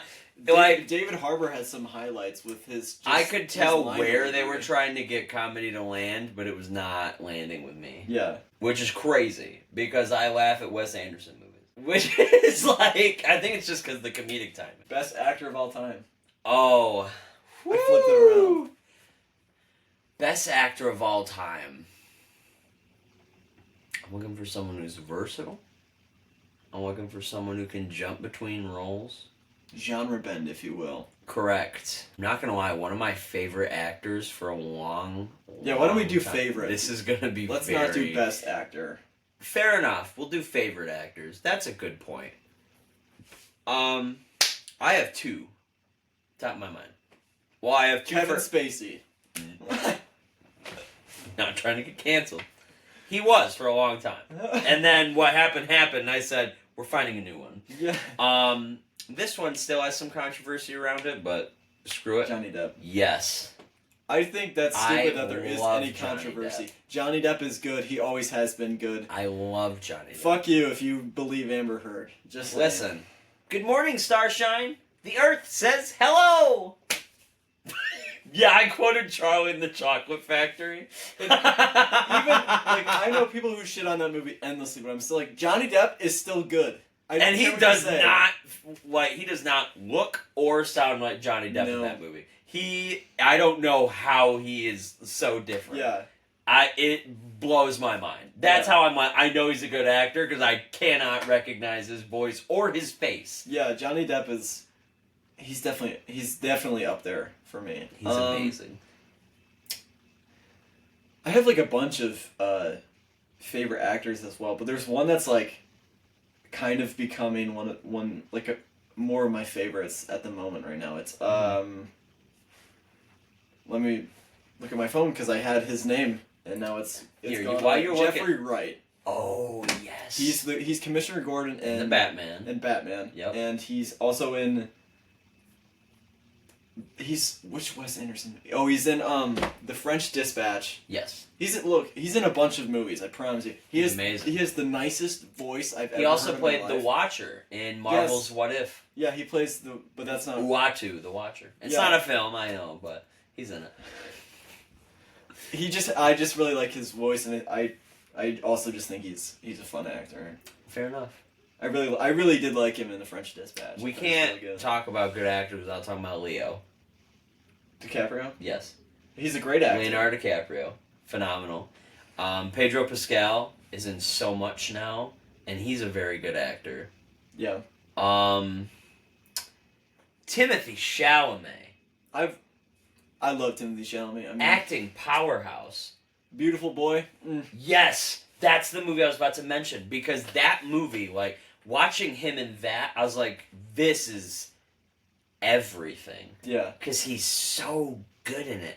And, like, it's amazing because he's working alongside Steve Carell. Yes. Like, we've seen him Yes. in roles that aren't comedic, but, like, Oh, he's so good in that movie. Yeah. Another movie where Steve Carell is not funny, and I actually want to punch him in the face for half the... I would never hit Steve Carell, ever. But during the movie, you just hate him, because he's such a sack of shit in this movie. It's a movie called The Way, Way Back. I haven't seen that one. You have to watch it. It's so good. It follows a kid named Duncan. Like, he's gone on, like, a summer... Like, they're visiting, like, a lake house, pretty much, for the summer. And it's his mom... and her boyfriend. Sorry, and her boyfriend brought his daughter as well, and he just kind of feels like an outcast. He sneaks away and gets a summer job at a water park. Yeah. And he just, it's like his life, he's just experiencing life while working this whole job that nobody knows about.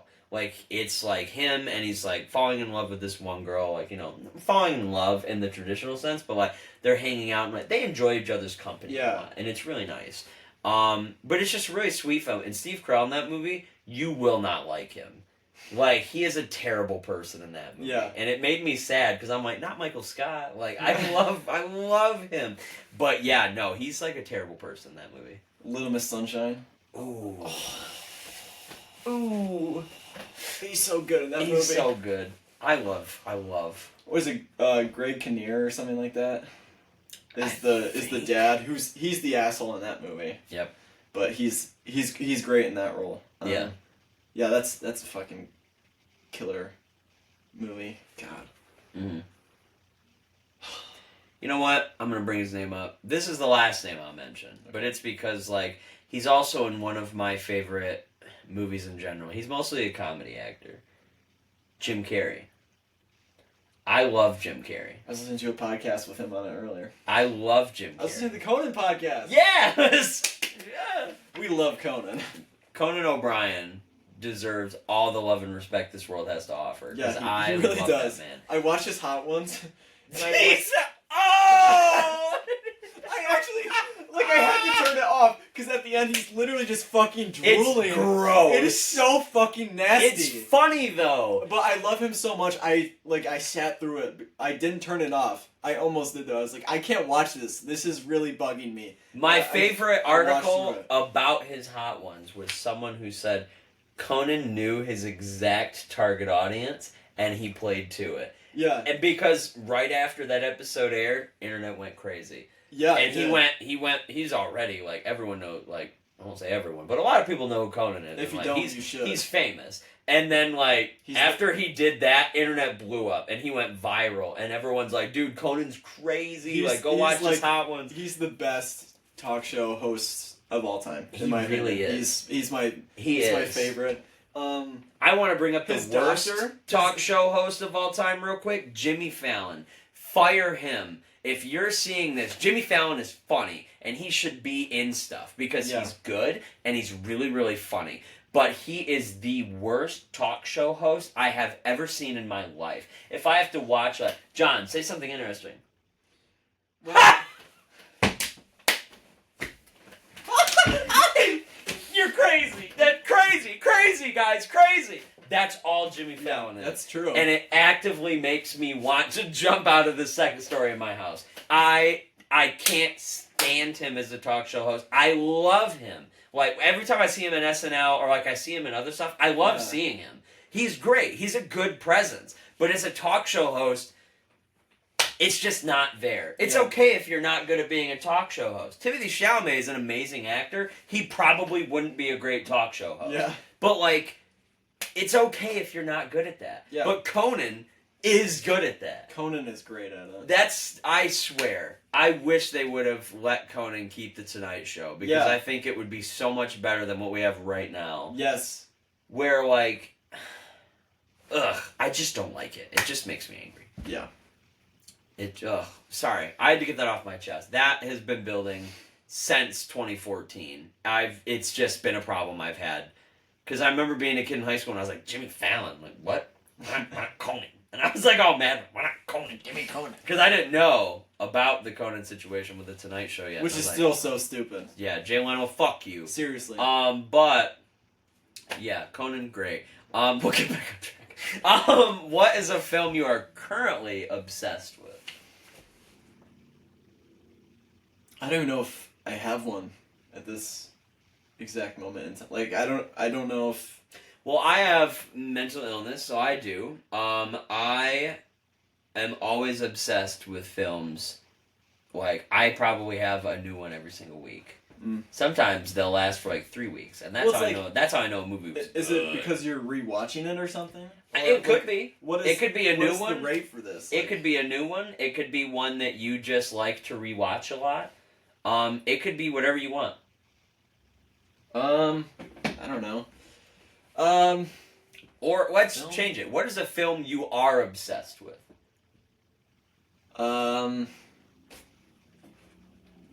Letterboxd. I'm obsessed with Letterboxd. Let The me. movie. I'll jump in. Scream. Okay. I am an avid Scream fan. I know we already talked about it earlier, but I rewatch Scream all the time. Doesn't have to be Halloween. Doesn't even have to be close to Halloween. My favorite is when I think it was Scream Scream 5 with Jenna Ortega, which is just called Scream again. Yes. Came out in January. Yeah, it was cold. And I loved it. I'm watching a horror movie like 3 months after horror movies aren't cool anymore to everyone in society. In society. Come on. So, like, society dumps Halloween. They're like, alright, we're done. Oh, People yeah, like yeah, me yeah. are like, this is year-round. Oh yeah, I know what you mean now. I was confused. And so it came out in January, and I was like, this is the best New Year's present I got. And you don't get presents for New Year's, but I did, because Scream. Thanks, Johnny. You know what? I love Ghostface. Have Ghostface on my leg. Lifelong commitment. I love Scream. I love rewatching those movies. I'll rewatch any Scream. My least favorite Scream is Scream 3, and I'll still rewatch that, and I'll have a good time. Because I will reiterate my opinion one more time. There is not a single Scream film that is bad. They are all good. You. There's a Studio Ghibli movie called Castle in the Sky.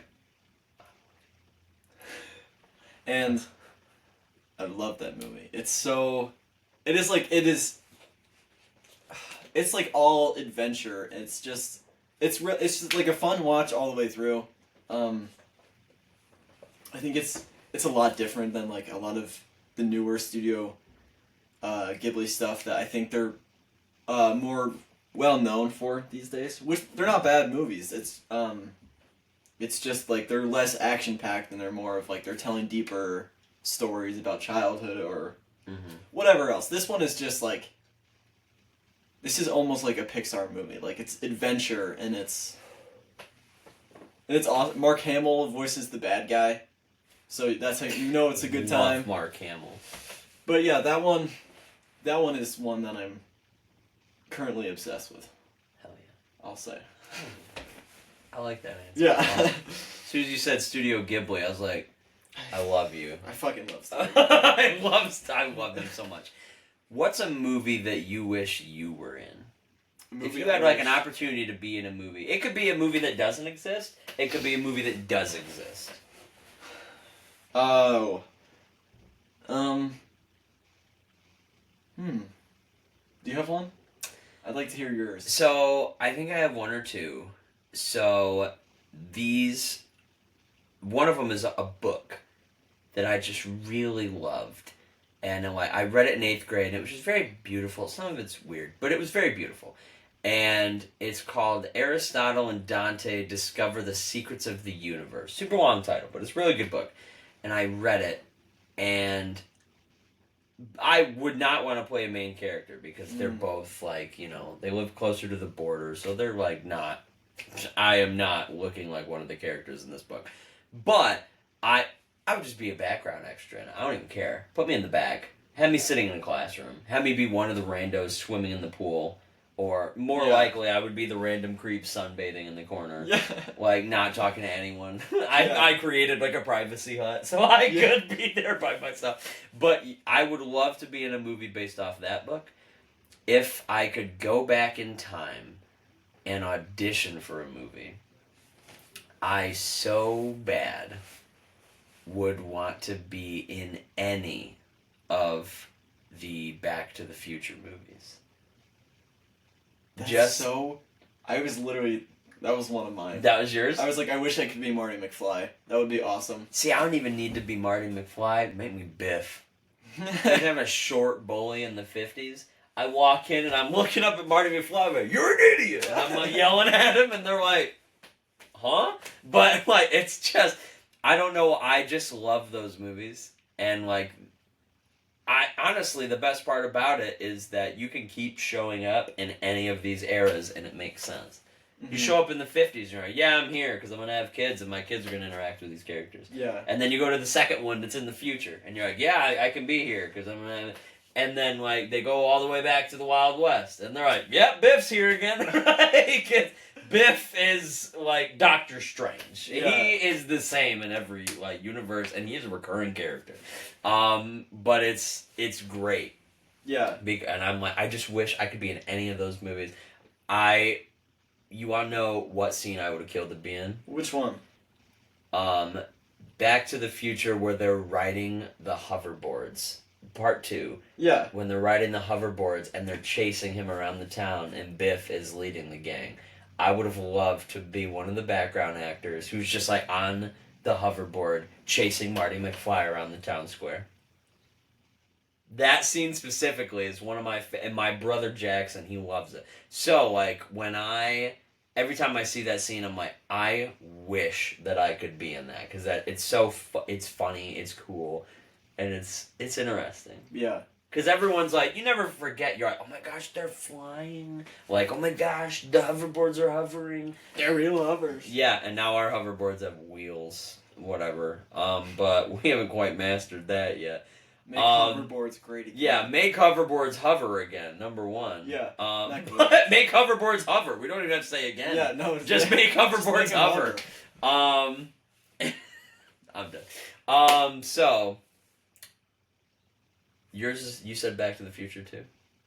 Yeah. Or and then as well.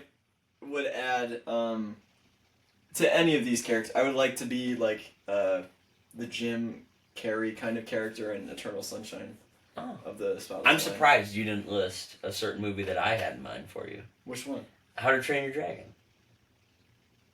Because, like, I expected that you... Listen, I would play anybody in any movie ever. Yeah. Because I love, like... I do voice work sometimes. And, like, Alex had me record with, like, Emperor Palpatine. And, like, so I record stuff with my voice.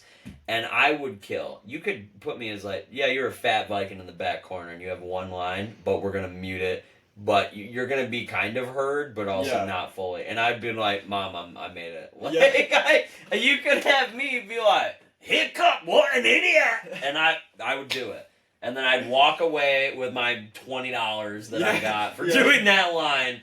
And you would never hear from me again, but I would still be happy that I was in something. Yeah. No, I think... I just wouldn't want to touch that. It's too good. Are you for just... me. I think that you could have played the live-action twin boy in the... Tough Nut? You could have played Tough Nut. It's mostly the hair. Yeah. But especially right now where it's hanging over the sides, I'm like, it's giving Tough Nut energy. Yeah. I just wouldn't want to touch that at all. I think That's fair. that first movie's perfect. I think it has a 99 on Rotten Tomatoes. You know what show I would really love to be in? This is a show, not even a movie. Yeah, The Boys would be fun. I want to get killed in The Boys. I want to get killed by a superhero. So bad. Can you imagine? They're Make it just like, happen. oh yeah, you're gonna Make it happen. get lasered. And I'm like, yes. I'm alright with that. I'm like Danny Trejo, like, kill me, dude. I'll die. Put my head in that turtle. Yeah. Yes. Yep, I'm the guy in Jurassic Park who gets eaten by the Tyrannosaurus Rex while he's on the toilet. Now that is a scene I wish I could be in. Yeah. There you go. I think you'd actually make a good lawyer in that movie. I think you could do it. You could do that role. Biggest insult I've ever heard. I think you would make a good lawyer. No, I'm just kidding. Because it's not your personality. It's acting. I think you could act that role. Yeah, I could be Matlock. Yeah, I think. I could take over. Okay, another role. I already brought up Little Miss Sunshine, but if I could, I would like to play the Steve Carell role in that. Yeah. It just seems like it'd be not a kind of a challenge to play, to be honest with you. And that sounds fun. And then I'd like to be Ryan Gosling and Drive. That would be awesome. That would be Get incredible. out of town. Yes. Do you know who else I'd really like to do? What? I would love to voice Michelangelo in a Teenage Mutant Ninja Oh, Turtles yeah, that'd be project. fun. I would kill for that. That would be awesome. I would kill for that. Whoa, dude! And I'm like, I would do that. Cowabunga! Yeah. Where's the pizza? Yeah, it's toy pizza. No, it's go Italian with it. So favorite, like we already talked about, kind of like what's a movie you wish you were in. What's your favorite movie from the past 5 years? I'm putting a limit on it. Dune 2. Hell yeah, I am very okay with that answer. Yes, I'm backing that up. Okay. Yep. Both were Dune 2. Yeah. We're taking Dune 2 to the bank, and we're not, yeah. What's your favorite film director? David Fincher. Mm. He did The Social Network, Fight Club. Social Network. That's a good one. Yeah. That's a really good one. Yeah. Seven, which is one of my top 4. He did, why am I blanking on it? I'm gonna remember this. He did Zodiac. Yeah, he just does like a bunch of thrillers. He did the girl with the dragon tattoo. Yeah, he just does a bunch of like thrillers and mysteries, and they're all shot really, really well. And I feel like The Batman, which is also one of my favorites, it draws a lot of inspiration. Like if you watch Seven, and then watch The Batman, you're gonna be like, this could be almost set in the same universe. Mm-hmm. And that's really cool.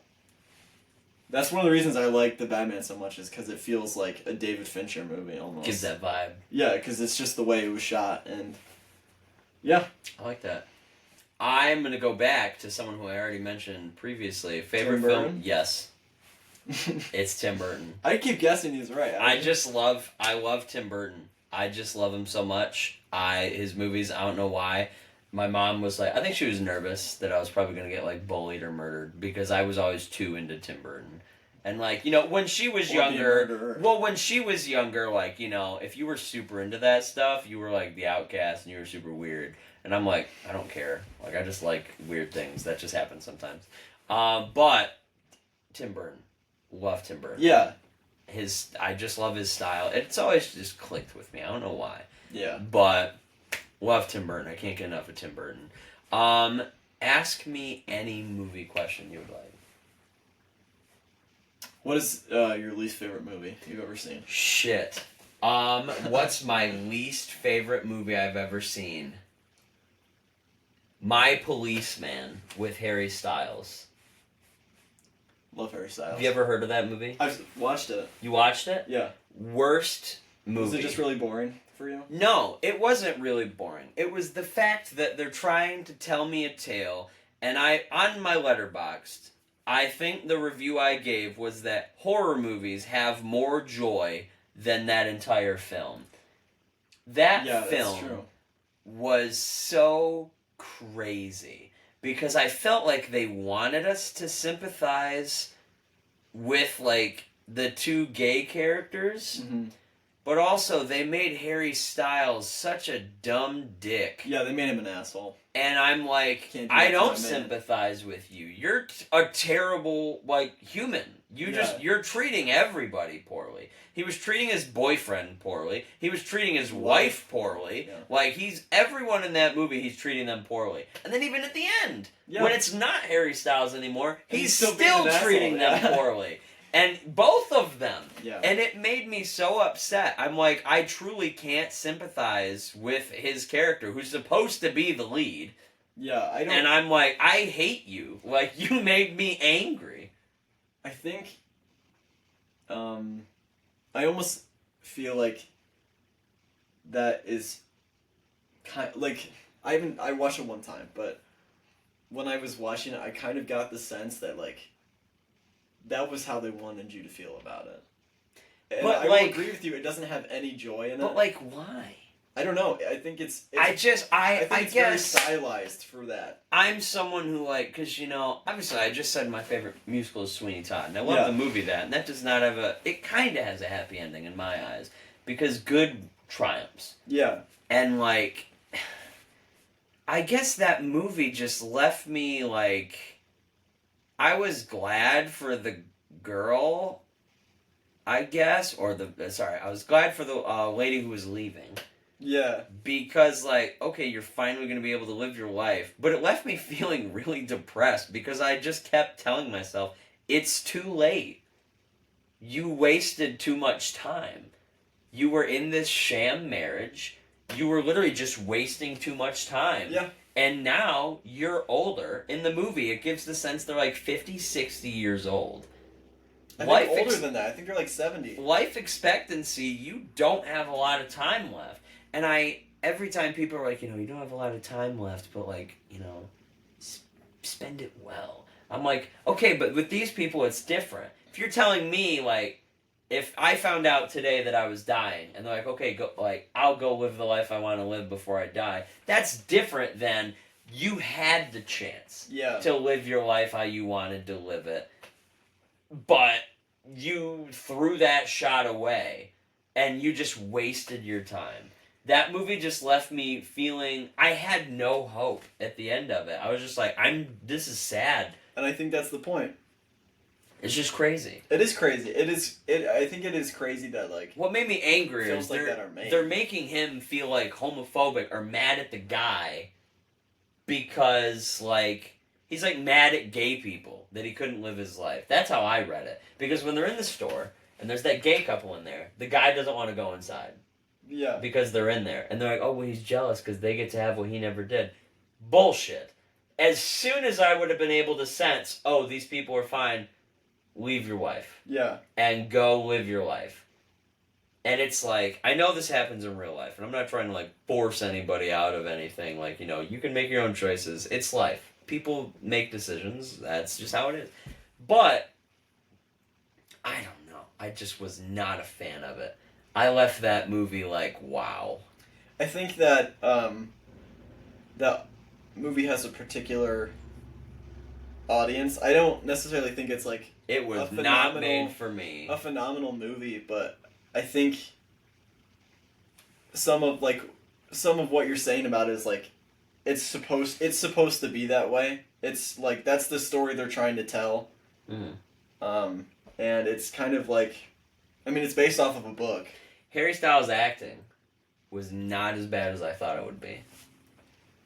Everyone says he's a shitty actor. I didn't think so. I watched Don't Worry, Darling. I thought he was pretty good. Because I always just assume like, okay, you're a singer, actor. Now you're gonna just jump over. Like acting is easy. Oh my, don't get me started. But like, yeah, acting is great. I'll go do that. And I'm like, acting is something that like it takes time to know. Because, like, you have to be thinking about every single decision that your character would make.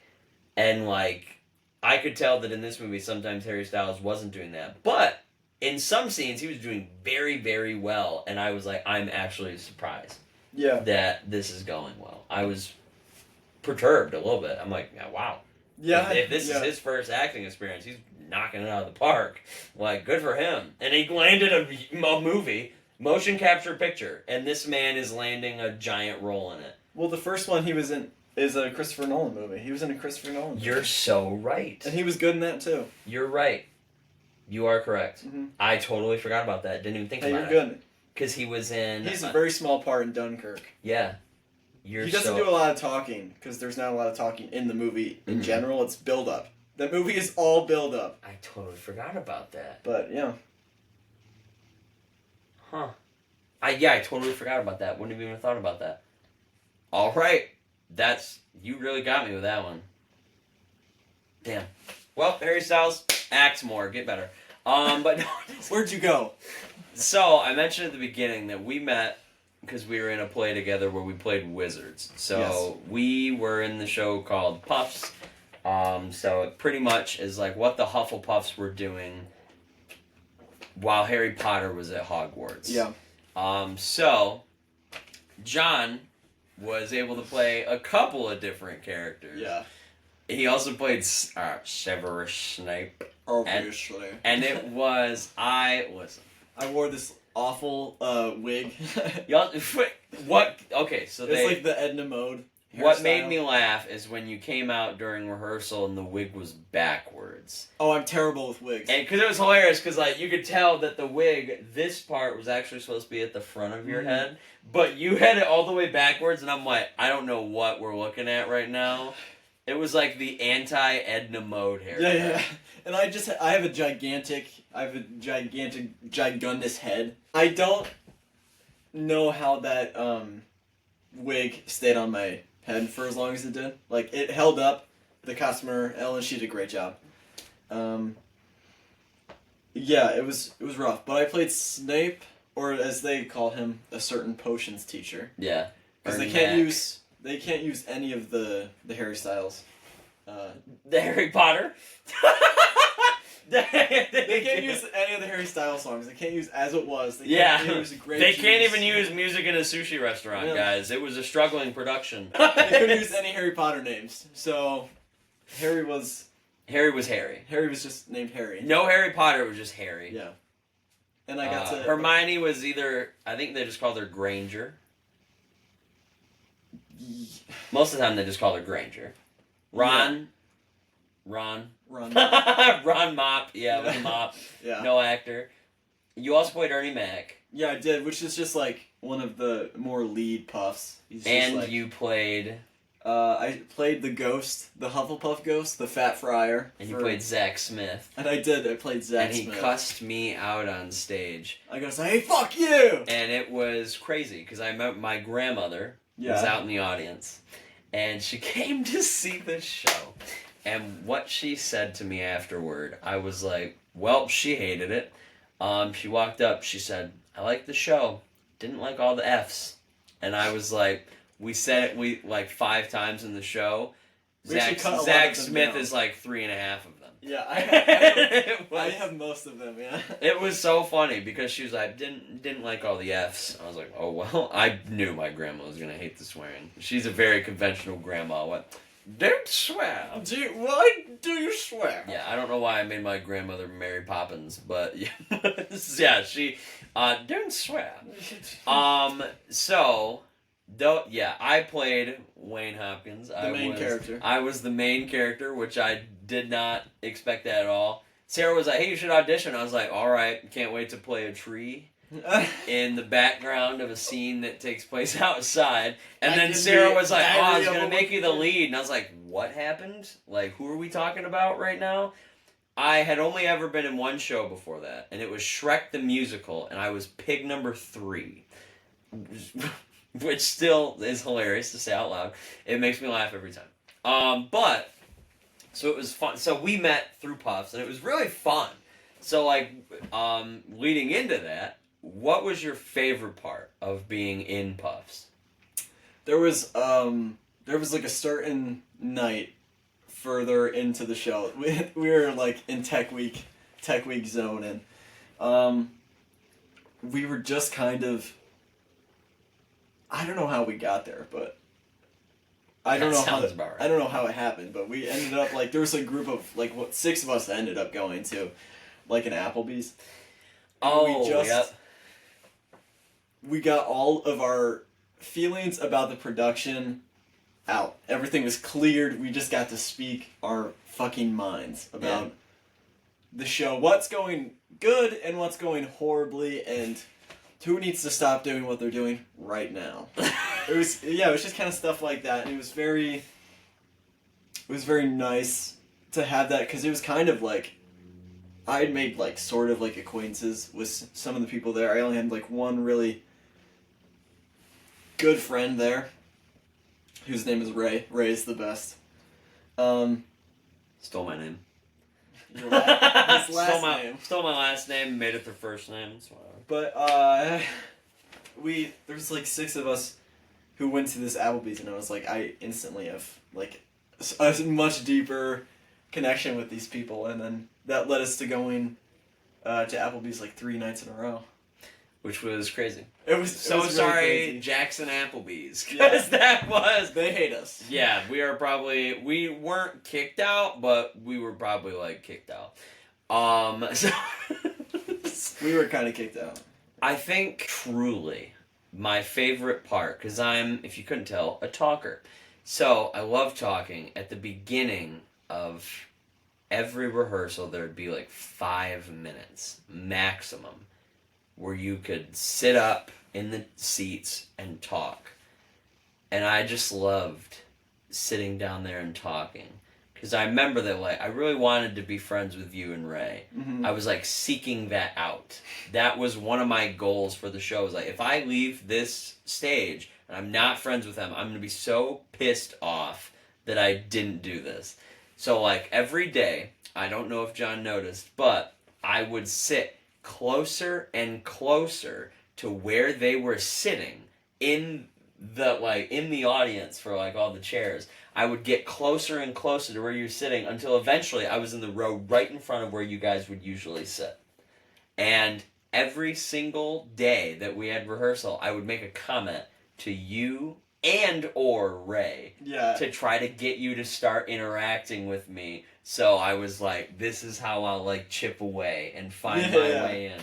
So I would move closer and closer to you guys. But, like, yeah, that's how I honestly made most of my friends in the show. Was like, yes, when we were on stage, we could, like, crack jokes here and there, and we did, and we definitely did. We had some, like, just some really great times just on stage, just in between scenes. Sarah's like, hold for a minute, like, I gotta do something, and we're on stage like crazy, and we would just start, like, making jokes and saying whatever we wanted. Well, like, as soon as I knew I had any friends, like, my overall enjoyment of the show was, like, so skyrocketed. Like, I was just like, I want to be there. I'm gonna be there 2 hours early. John and I would make little comments to each other, like little remarks every now and then, and I was like, sometimes I would make a joke, neither you or Ray would laugh, so I'd be like, in my head, I'm like, Josh, regroup, get a better joke, find what'll make them laugh. So then finally you guys started laughing, and I was like, okay, I'm finding my way in. Mm-hmm. I think it was like literally the week before the show, we finally actually started hanging out. Yeah. And I remember, like, I made it. Like, my goal is literally being accomplished in front of my eyes. I'm making more friends in the show. This is amazing. Yeah. It took us a while to get there. A really long time. But we got there. We did. And I remember, like, honestly, my favorite part was just people. Yeah. Because, like, I'm very much a people person. Like, I love talking to people. I love getting to know them. So, like, honestly, one of my favorite parts as well was, like, I hate compliments, so it was my favorite day, but also my least favorite day. Because I hate when people compliment me. It makes me uncomfortable. Me too. Like, if you walk up and you're like, you're fat and ugly, I'd be like, all is right in the world. Like, this is what Earth is really like. If someone walks up, they're like, you were really good. I'm like, what? Like, what's wrong today? Like, do I need to commit a terrible act to set the world back in motion? Like, did hell freeze over finally? But like, finally, so yeah. But my favorite part was the people leading into the last day of the show, the last show we had that led into us taking down, like, the set and stuff.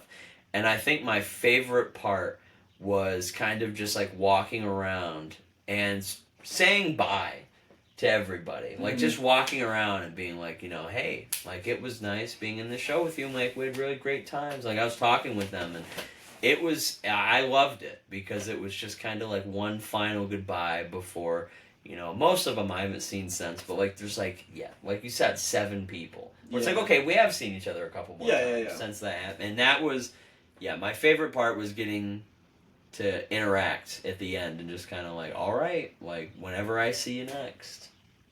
And that was my favorite part. Mm-hmm. People. I love people. Such a people person. You are. You went. You are. I did not think that.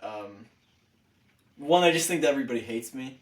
So I didn't know that he was moving closer to me. I will say it sounds pretty creepy, actually. Well, think about it, because at the beginning, I started all the way at the, like, pretty much near the floor with Jake.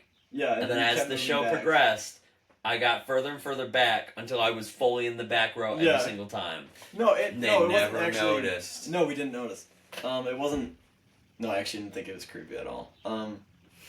He's like, oh, he's sitting somewhere else today. To be honest, I really wasn't looking at where you were sitting. Fair enough. I was, apparently. Man, what was I was gonna say something.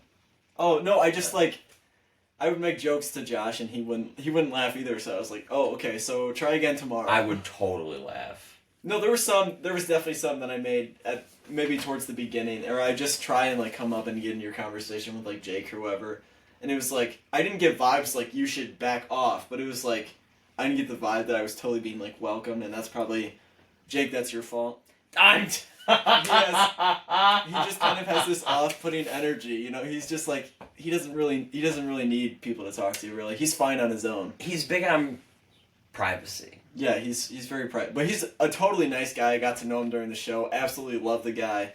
I think he's great. I think he's great. Jake's amazing. Yeah, he's up. He wasn't in the group of people, but he should have been. He's just really, yeah. He's just not. He doesn't need to be, and he's fine with that. What is your dream role or your dream like type of role? For like, is this more like stage stuff? This then? could be a stage thing. Stage it stuff? could be in a movie, TV Okay. show. Well, let me whatever. tell you something that's really cringy, and I honestly have started to accept it more, and I think nerd culture might as well. I haven't told you about this. I had a friend in high school, and we liked a lot of the same stuff. We really were big on the Clone Wars animated show. Yes. We're really, really big. One of the best shows of all And time. We're not friends, unfortunately, anymore. I don't really know what happened. He just did not want to be my friend anymore. But we did like a lot of stuff together. We created like a YouTube channel together. He like would edit my videos. I didn't force him to. He wanted to. But he Just was, like, clarify. Yeah, just to clarify. I mean, he'd do all like my intros and stuff like that. I don't have a YouTube channel anymore because this would really hurt your brain would melt if you saw this. It's awful content. It's really bad. Anyways, we started writing like, I guess you could call it a fan fiction about two Padawans during the Clone Wars show, and it was like over that time period, they would experience Order 66. And then it would kind of be like, how do they go on from there? Because I think it's like, I mean, obviously we get a lot of Order 66 content thanks to Disney, and I don't think it's done very well. I like the guy who played Ahmed Best. I like the guy who played Jar Jar. I thought his scene was okay. I have a great idea for a new character in Star Wars. Hmm. What if there's a Jedi who survived Order 66? Okay, anyways, but in this, that's the thing. We wrote this before so many characters were surviving Order 66. It wasn't finished at all. It was like maybe 20 pages, not that well written. But we had a good time writing it. We did so much research for this on Wikipedia. That is a real site. Yep, that's the Star Wars Wikipedia. We did so much research on that. It's actually more of like a valid source than Wikipedia is, which is crazy. But So, I have to tell you something. I don't know if you know about this because you don't have TikTok. it's true. So, on TikTok, people have been sending it to me as well. I think it's like Instagram Reels or whatever like that. There are videos now of like two friends, and I think they're doing like CGI, making it look like they're in the Clone Wars. Yeah, And I've seen that, yeah. yeah, and they're Yeah, just I like saw you liked one Padawans of running them, around. It's fun. You mentioned it, and I was like, "That's crazy," because like obviously it's not the same because they're just like goofing around, like, Yeah. "Oh, hey, it's like two bros in Star Wars universe," but it was making me think of that because you're like, "Hey, eventually they're gonna have to see Order 66," Yeah. and every time I watch one of those, the main thing that pops up in my head is like, "Are they gonna make one eventually where They die. they are in Order 66, and will they die?" Like, yeah. When I was writing, there were some big questions. Like my friend who did, I would write one or two chapters, and he would write the next one or two. Mm. So we would go back and forth. It was like we would change perspectives from one character to the next one. So he had his character, and his character was like a little bit overpowered, like definitely overpowered, because his character was like Mandalorian. Oh, So like it was from a Mandalorian planet, and he was brought into the Order later, like Anakin. Not as late, not like 9, Yeah. but like a little, like 6 maybe. And by his Jedi Master brought him Mm-hmm. into it. And I think his master eventually gave him some Beskar. So then he, like, on Coruscant, like, and there's so much in Coruscant that's unexplored in the lower levels, so... Yep. Basically, I gave him the idea of, like, what if there was somebody down there who could weld it into whatever you needed, whether it was, like, armor or whatever, because it's Beskar. So it could be whatever he wanted. So he did have, like, Beskar armor, and we both had the clone, like, you know how Anakin and Obi-Wan have the clone armors on their Jedi robes? We had that for our characters, too. But over time, I think I ended up, like, now that I'm thinking about it, I would like to kill my character with Order 66. Because it's, like, it's just, like, it's how it should be done anyways. Like, he is kind of the heart of the story, just like me.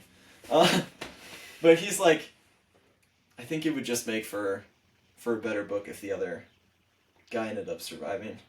Mm-hmm. So, yeah, but that's really, like, my super nerdy thing. Listen, no, I like that. But I would a lot. like, and dream role would be, like, if I could ever establish that into, like, a Clone Wars, like, animation style. Like, if Dave Filoni maybe, like, did, like, a series where, like, I sent him this, he really liked it, and he was like, I'm gonna turn this into a series, like an arc of the Clone Wars. Mm-hmm. He wouldn't do that, but it would be a dream to just, it would be a dream to just, like, voice. They made Bad Batch. They made one good season. Oh, jeez. Listen. I'm not...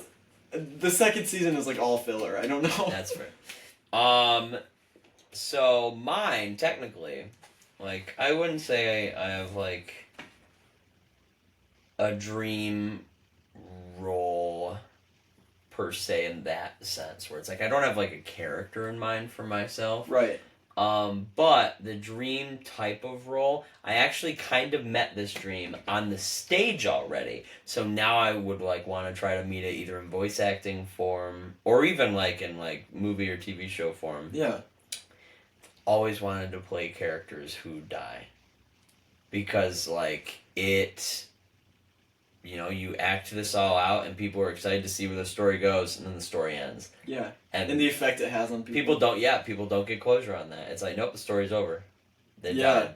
Unless it's Nick Fury. But other than that, they're like, hey, like, story's over.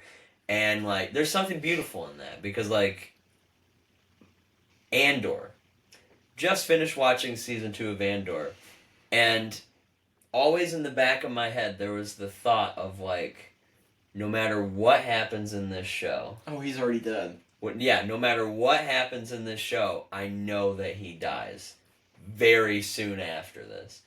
And, like... Yeah, that is rough. That's but honestly, it was kind of beautiful. Because it was still, like, you know, he put in hard work to get where he was going. And, like, he went through so much. Yeah. And it, honestly, when his character, he's like, you know, I've given up a lot for the rebellion. What have you done? He's earned that statement with everything he's done. Because that, oh my gosh. Every single time they talk about it. But yeah, that was always in the back of my head of, like, you know, he dies. Yeah. And it was like, it's the first time. I also have, like, I'm big on, like, the 501st Legion and the Imperials and Galactic Empire. I have Darth Vader tattoo from Rogue One. So, I'm always, like, a big Galactic Empire fan. I'm not gonna lie. In Andor Season 1 and 2, watching the Rebels die, it was the first time that I had felt, like, sympathy for the Rebel Alliance. Because, like, in the big movies, you don't think about it. Because it's a bunch of no-names. It's like they die, we move on. Correct. It's very quick. You don't get time to think about it. Yeah, but in this show... Like, it is the old... That's how movies are told back then. Yeah, in this show, every single character that passes away, they give you a moment to, like, reflect. They're like, they're gone now. There is no force healing. There's no, like, okay, we're bringing them back. It's just... They dropped. They're done. Moving on. But also, like, they give you a second to really weigh the situation at hand. Well, I think when you know a character is gonna die, it's like yeah, that sucks, but like I think something that they achieved is with Anakin. You know something even worse is gonna happen to him. Yeah. It's worse than death.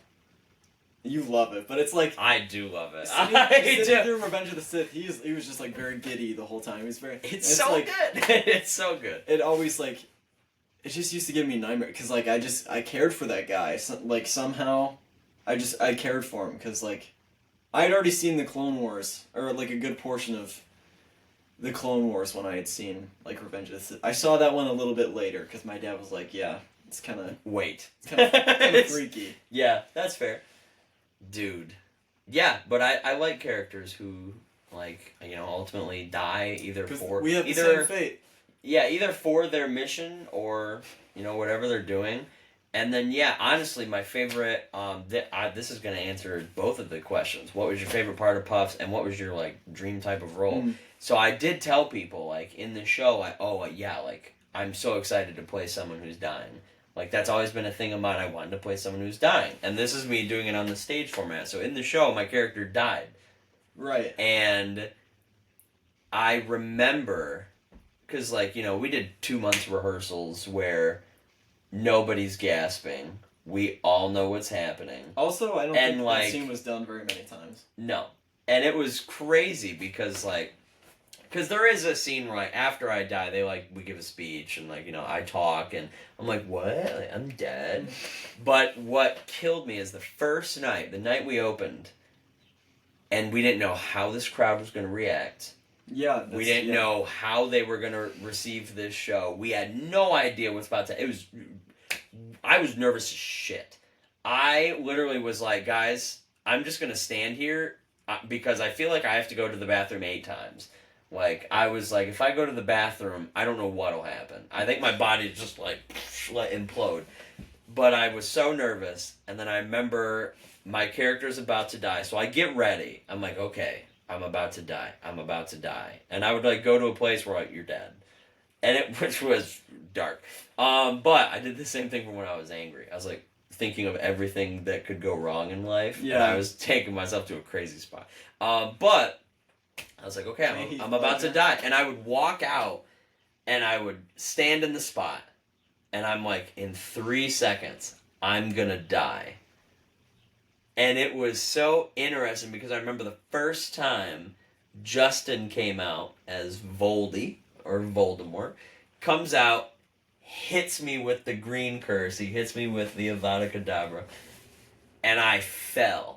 And I died, and I'll never forget the whole audience going, no! And, like, they had this super sad, like, some guttural reaction to me dying. And I remember, like, I was laying down on the stage, like, my face was sideways, and I was so glad that I was facing a little bit more towards the back, because I smiled, because I felt so good. Because we don't know how they're going to place this show. We don't know if they're going to like it or hate it, or if they're going to be like, these kids suck, never coming back. But we were, in that moment, I felt so good. That's the best compliment you can get. Yes. They were sad that I died. And I was like, okay, I'm so happy now, because these people, like, actually missed, like... I hadn't even been gone yet. I hadn't even left the stage. And they went, no! And they were already missing, like, they were missing me, or they were sad that I died. And I was like, wow, that felt good.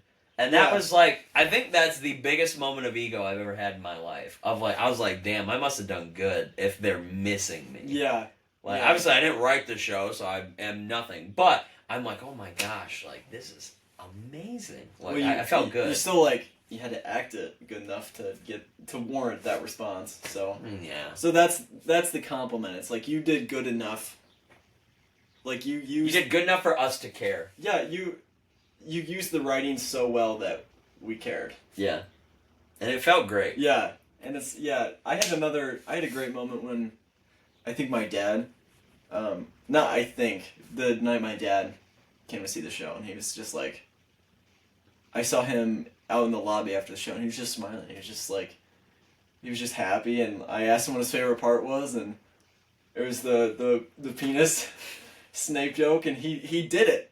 He did it in front, and my dad would never do that kind of thing. My dad is he's kind of like he's a closed off. Yep. kind of guy. But he's like, when you did this, it was so funny. I was like, wow. You're right. I truly believe that. I don't believe compliments, but when you brought up something that I know is funny, Yeah. I don't know, it's just... They found joy in something that we did, Yeah. and it made us feel good. Yeah. Because I was happy they didn't hate the show. Oh my god, I was so worried that everyone who saw it, like, for me, was gonna hate the show, and they, like... Well, because also we They had all 2 loved months it. where we were saying these jokes and no one's laughing. Or Yeah. we were... No dress we were rehearsal, saying like- these lines, no one's laughing. No invited guests, really. No. And if it was because, like, our And even director the and invited guests, they were told to, like, critique or, like, look for stuff that They the audience might suck. notice. So, and then they weren't laughing. Yeah. And I was like, oh my gosh, like, the show's terrible. We're gonna get Oh, laughed I off know. the stage. We're not even gonna have the final 2 nights. It's gonna be Friday open, and then we're just done. They're just gonna cancel everything else. But it went well, thank God. But yeah, think deep on this one, John. Okay. What is one thing that you think I need to know about you that I might not know already? He said, You know, that's a toughie. It's a stumper, yeah. That's a good one. I don't know. What things do you care about? I don't know. Why don't you just give me your thing and then give me your thing? I think that you know it already, but I want to reinforce your knowledge of this, just so I know that you know. It's that I love you, John. Oh, I'm uncomfortable. You're amazing, and I think that you're an amazing friend. You're an amazing person. Hey, what's in this bag? I've enjoyed talking to you a lot. I've enjoyed, like, listen, I don't get to hang out with a lot of people all the time. Sometimes I have to work a lot, so I don't get to hang out with people. And now you are very quickly becoming someone where I'm like, if I message John, I know that we'll hang out within, like, the next 2 weeks. Yeah. If I bring it up, we will hang out quickly. Yeah. And it showed me that, like, you cared, and it made me feel good. So I love you, John. And I love you too. you're a very good Yeah. friend, and I'm very happy that I met you in this show. Yeah. Because was my goal. So I'm glad that I accomplished my goal. Yeah. But yeah, so I just needed you to know. Yeah. Never doubt that Josh Ray cares about you, because No. Good. That's not something I usually doubt from some. You're not one of those people that I doubt it from, though. I doubt it all the time. Not about you, but I doubt Yeah. it. See. Sometimes I'll hang out with friends. I'm like, these people do not They give a can't- shit they can't about stand me. me. They wouldn't even go to my funeral. Yeah. Like it's like sometimes I'll leave and I'll be like, dude, I don't even like. If I asked them to give a eulogy, they'd probably decline. Yeah. Like they'd be like, I didn't know enough about him, and Yeah. I'd be like, we've been friends for 6 years, but it's like, yeah. There is one thing. I mean, you follow me on Letterboxd. That's Listen. it, guys. That's it. That's my one person. No. Letterboxd is I judge people's character based off Letterboxd. Yeah, I think that's fair. Because it's like It does tell you a lot. It really does tell you a lot. the about a movies person. people like, definitely yes, they tell you a lot about what kind of person. My cousins make fun of me because my Letterboxd, they're like, dude, your average movie rating is like 4 stars, and I was like, and they Also, were like, that- they were like, there's not that many good movies, and I was like, to me there are. Yeah, I it- like enjoying film. That's That's the just whole. my That thing. also that's the whole point of Letterboxd. It's not. Yeah. It's not so you can find the average rating and you can add to that average rating. It's so you can have your own opinion about it. Yeah. That's the whole. It's not Rotten Tomatoes. You know, There are it's- movies that people hate Yeah. that I rated very high. Yeah. My main example, The Cat in the Hat. That Mike Myers. That I think film. that has a cult following. that now. film brings me joy. Yeah. So I always loved it Yeah, I think it has a cult following. Good. To be honest now. because And it's it should. amazing and it's so funny and it's like that film just gave me joy. So like the average rating is like lower. Yeah, And I probably was 9.5 stars. I would Yeah. guess, maybe. Oh, I went crazy. I did 5 stars. Oh no, I was saying that like the Yeah, average. Cat is in the probably- Hat, perfect movie. probably I said, very oh, low. 5 stars immediately. It gives me joy. It's a good movie. That's why My Policeman did not get 5 stars 'Cause because it's it not did Cat in not the bring Hat. me joy, and Where I was- didn't like it. Where was Mike Myers? Correct. Yeah. Where was Mike Myers in My Policeman? He could have played the older policeman. Yes, he could. He should. That totally different movie if Mike Myers would have shown up. I want them gone. In the Remember Shrek when I was accent. gay? He just says to his wife. So Remember that, honey? yeah. Remember when I was gay? Remember when I was cheating on you? Well, that guy, he's back in my life, you know. You think I need to know? I really like Conan. That's my thing. That is the best one. That's the best I could ask for. I love Conan O'Brien, and I'm not gonna apologize for that. You said something earlier, and it didn't change my life, but I was like, hell yeah, Yeah. you're right, because I have a Conan Funko Pop, a couple, and John went, I don't see a lot of people walking around my age that like Conan, and I was like, yeah, you know what, yeah, Or that, more people our age need to watch Conan Or and that, like Conan. openly talk about Conan. Or Yeah, they're, go talk openly- about Conan. Yeah, go talk about Conan. You go talk You about go Conan. watch Conan, and you Okay. go talk about Conan.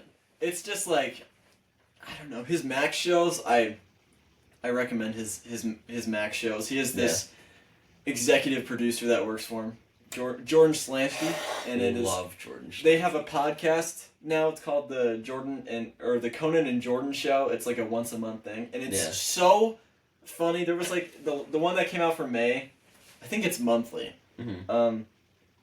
Jordan was like screaming at Conan about like toilet paper. It was just like it's so funny. That sounds about right Yeah. for Conan. But yeah, no, I love Conan. Conan Needs a Friend is a good one too. It's a good podcast. That one always makes me laugh. I don't know if you've seen this on Max. The Smartless podcast. The docu thing. The Yes. documentary. Yeah, I watched Yep. that. It was good. When I like Conan the showed Smartless. up, so they get like Matt Damon, and they Yeah. get like other A-list actors to walk in. I was like, oh, cool, Matt Damon, yeah. They announced Conan, and I went, Conan! And I was more excited when they announced Conan than I was when they announced like Matt Damon. Yeah. Granted, I'm a nerd, so they went, Mark Cuban. I went, no way! And I was like, I'm probably the one guy who was like geeking out at home seeing that they invited Mark Cuban to Yeah. the freaking podcast. Yeah, I remember when I was at a sleepover, and it was like the morning after, and I hate sleepovers. I mean, I guess I'm a little old for sleepovers these days. Did you just try to look at your watch? And I you do- weren't I wearing do that all the time. I do that all the I time. saw you went, I'm a little old for sleep, and I was like, that's your wrist, yeah. I did one at Target too. You did.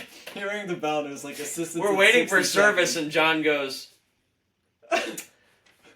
I do that all the time. I can't even lie. I'll take it. But I was like, I think I just wanted to see like some interview about some celebrity that I had some interest in at one point. Mhm. And it was like, somehow Conan was like the interviewer, and I was like, oh, I like this guy. And then I started to see I just fell down a rabbit hole. Yep. And I think I watched for like I watched Conan for 3 hours that morning. His interviews with celebrities are the best. Yeah. Because, like, he's so good at getting them to open up a little bit more. And, like, you know, he's just so funny as well. Where, like, Jimmy Fallon, here we are again. He's I'm doing friending the show just to do the show. up. Conan Jimmy is doing Kimmel it- and Jimmy Fallon, they are relying on their guests for the comedy. Yeah. Conan could have given a shit. Conan was making jokes, and it was more of like okay, we're both contributing to this conversation rather than I ask you a question, you answer it, and you make it funny. Yeah. And I'm like, Conan just hits the nail on the head every time. Like, my favorite clip of him is still Jennifer Garner. Mm. And he says, yeah, snuck. And she says, snuck is not a word, Conan. You went to Harvard and you should know that. So Conan, being the genius he is, he goes, well, while we were on the break, I just happened to have a dictionary in my desk. And he pulled it out and he goes, snuck. the past tense of sneak. And he just starts laughing maniacally, and you can tell Jennifer Garner's like, oh my god. Like, and it's so good. Because that's it. That's just who he is, That and is it's who he like is. he's not gonna let you just like, oh, like I'm gonna make a joke about you, and he's not gonna get mad about it. Yeah. But he will make a joke out of it. Yeah. And he's gonna be like, oh, actually, you're wrong. Yeah. And I'm right. It was great. I love Conan so much. He's my favorite. I heard on his podcast at one point, he was at like an SNL 50, like that one, Oh, yep. the special, and it's like afterwards, and I think it was this last one, he was there for that, and so was Paul McCartney, because Paul McCartney was, I'm pretty sure, the musical guest, Yeah, I think so. and If I remember correctly. I'm pretty sure he was, and he played the Abbey Road side 2 of, he played the medley, he played the Abbey Road medley. Mhm. Beautiful work of music. I love it. Anyways, Conan comes up to Paul and he's like, yeah, I liked you guys better when you were the Quarrymen, and it's like, Nobody else would have the gall to say that to Paul McCartney. and Paul was just kind of like, so this is before like all the historic music. This is like when they were playing like skiffle back in like London, in that area. This is like a long, like 61 maybe. Yeah. So that's a funny joke if you're on the inside, you know. Dude, okay. That last part, this is my favorite part, actually. I was very looking forward to this. Were you? Yes. Okay. Song of the week. Song of the week. What is your song of the week? Could be a song that you've been listening to a lot, or a song that you want other people to listen to a lot this week. Okay.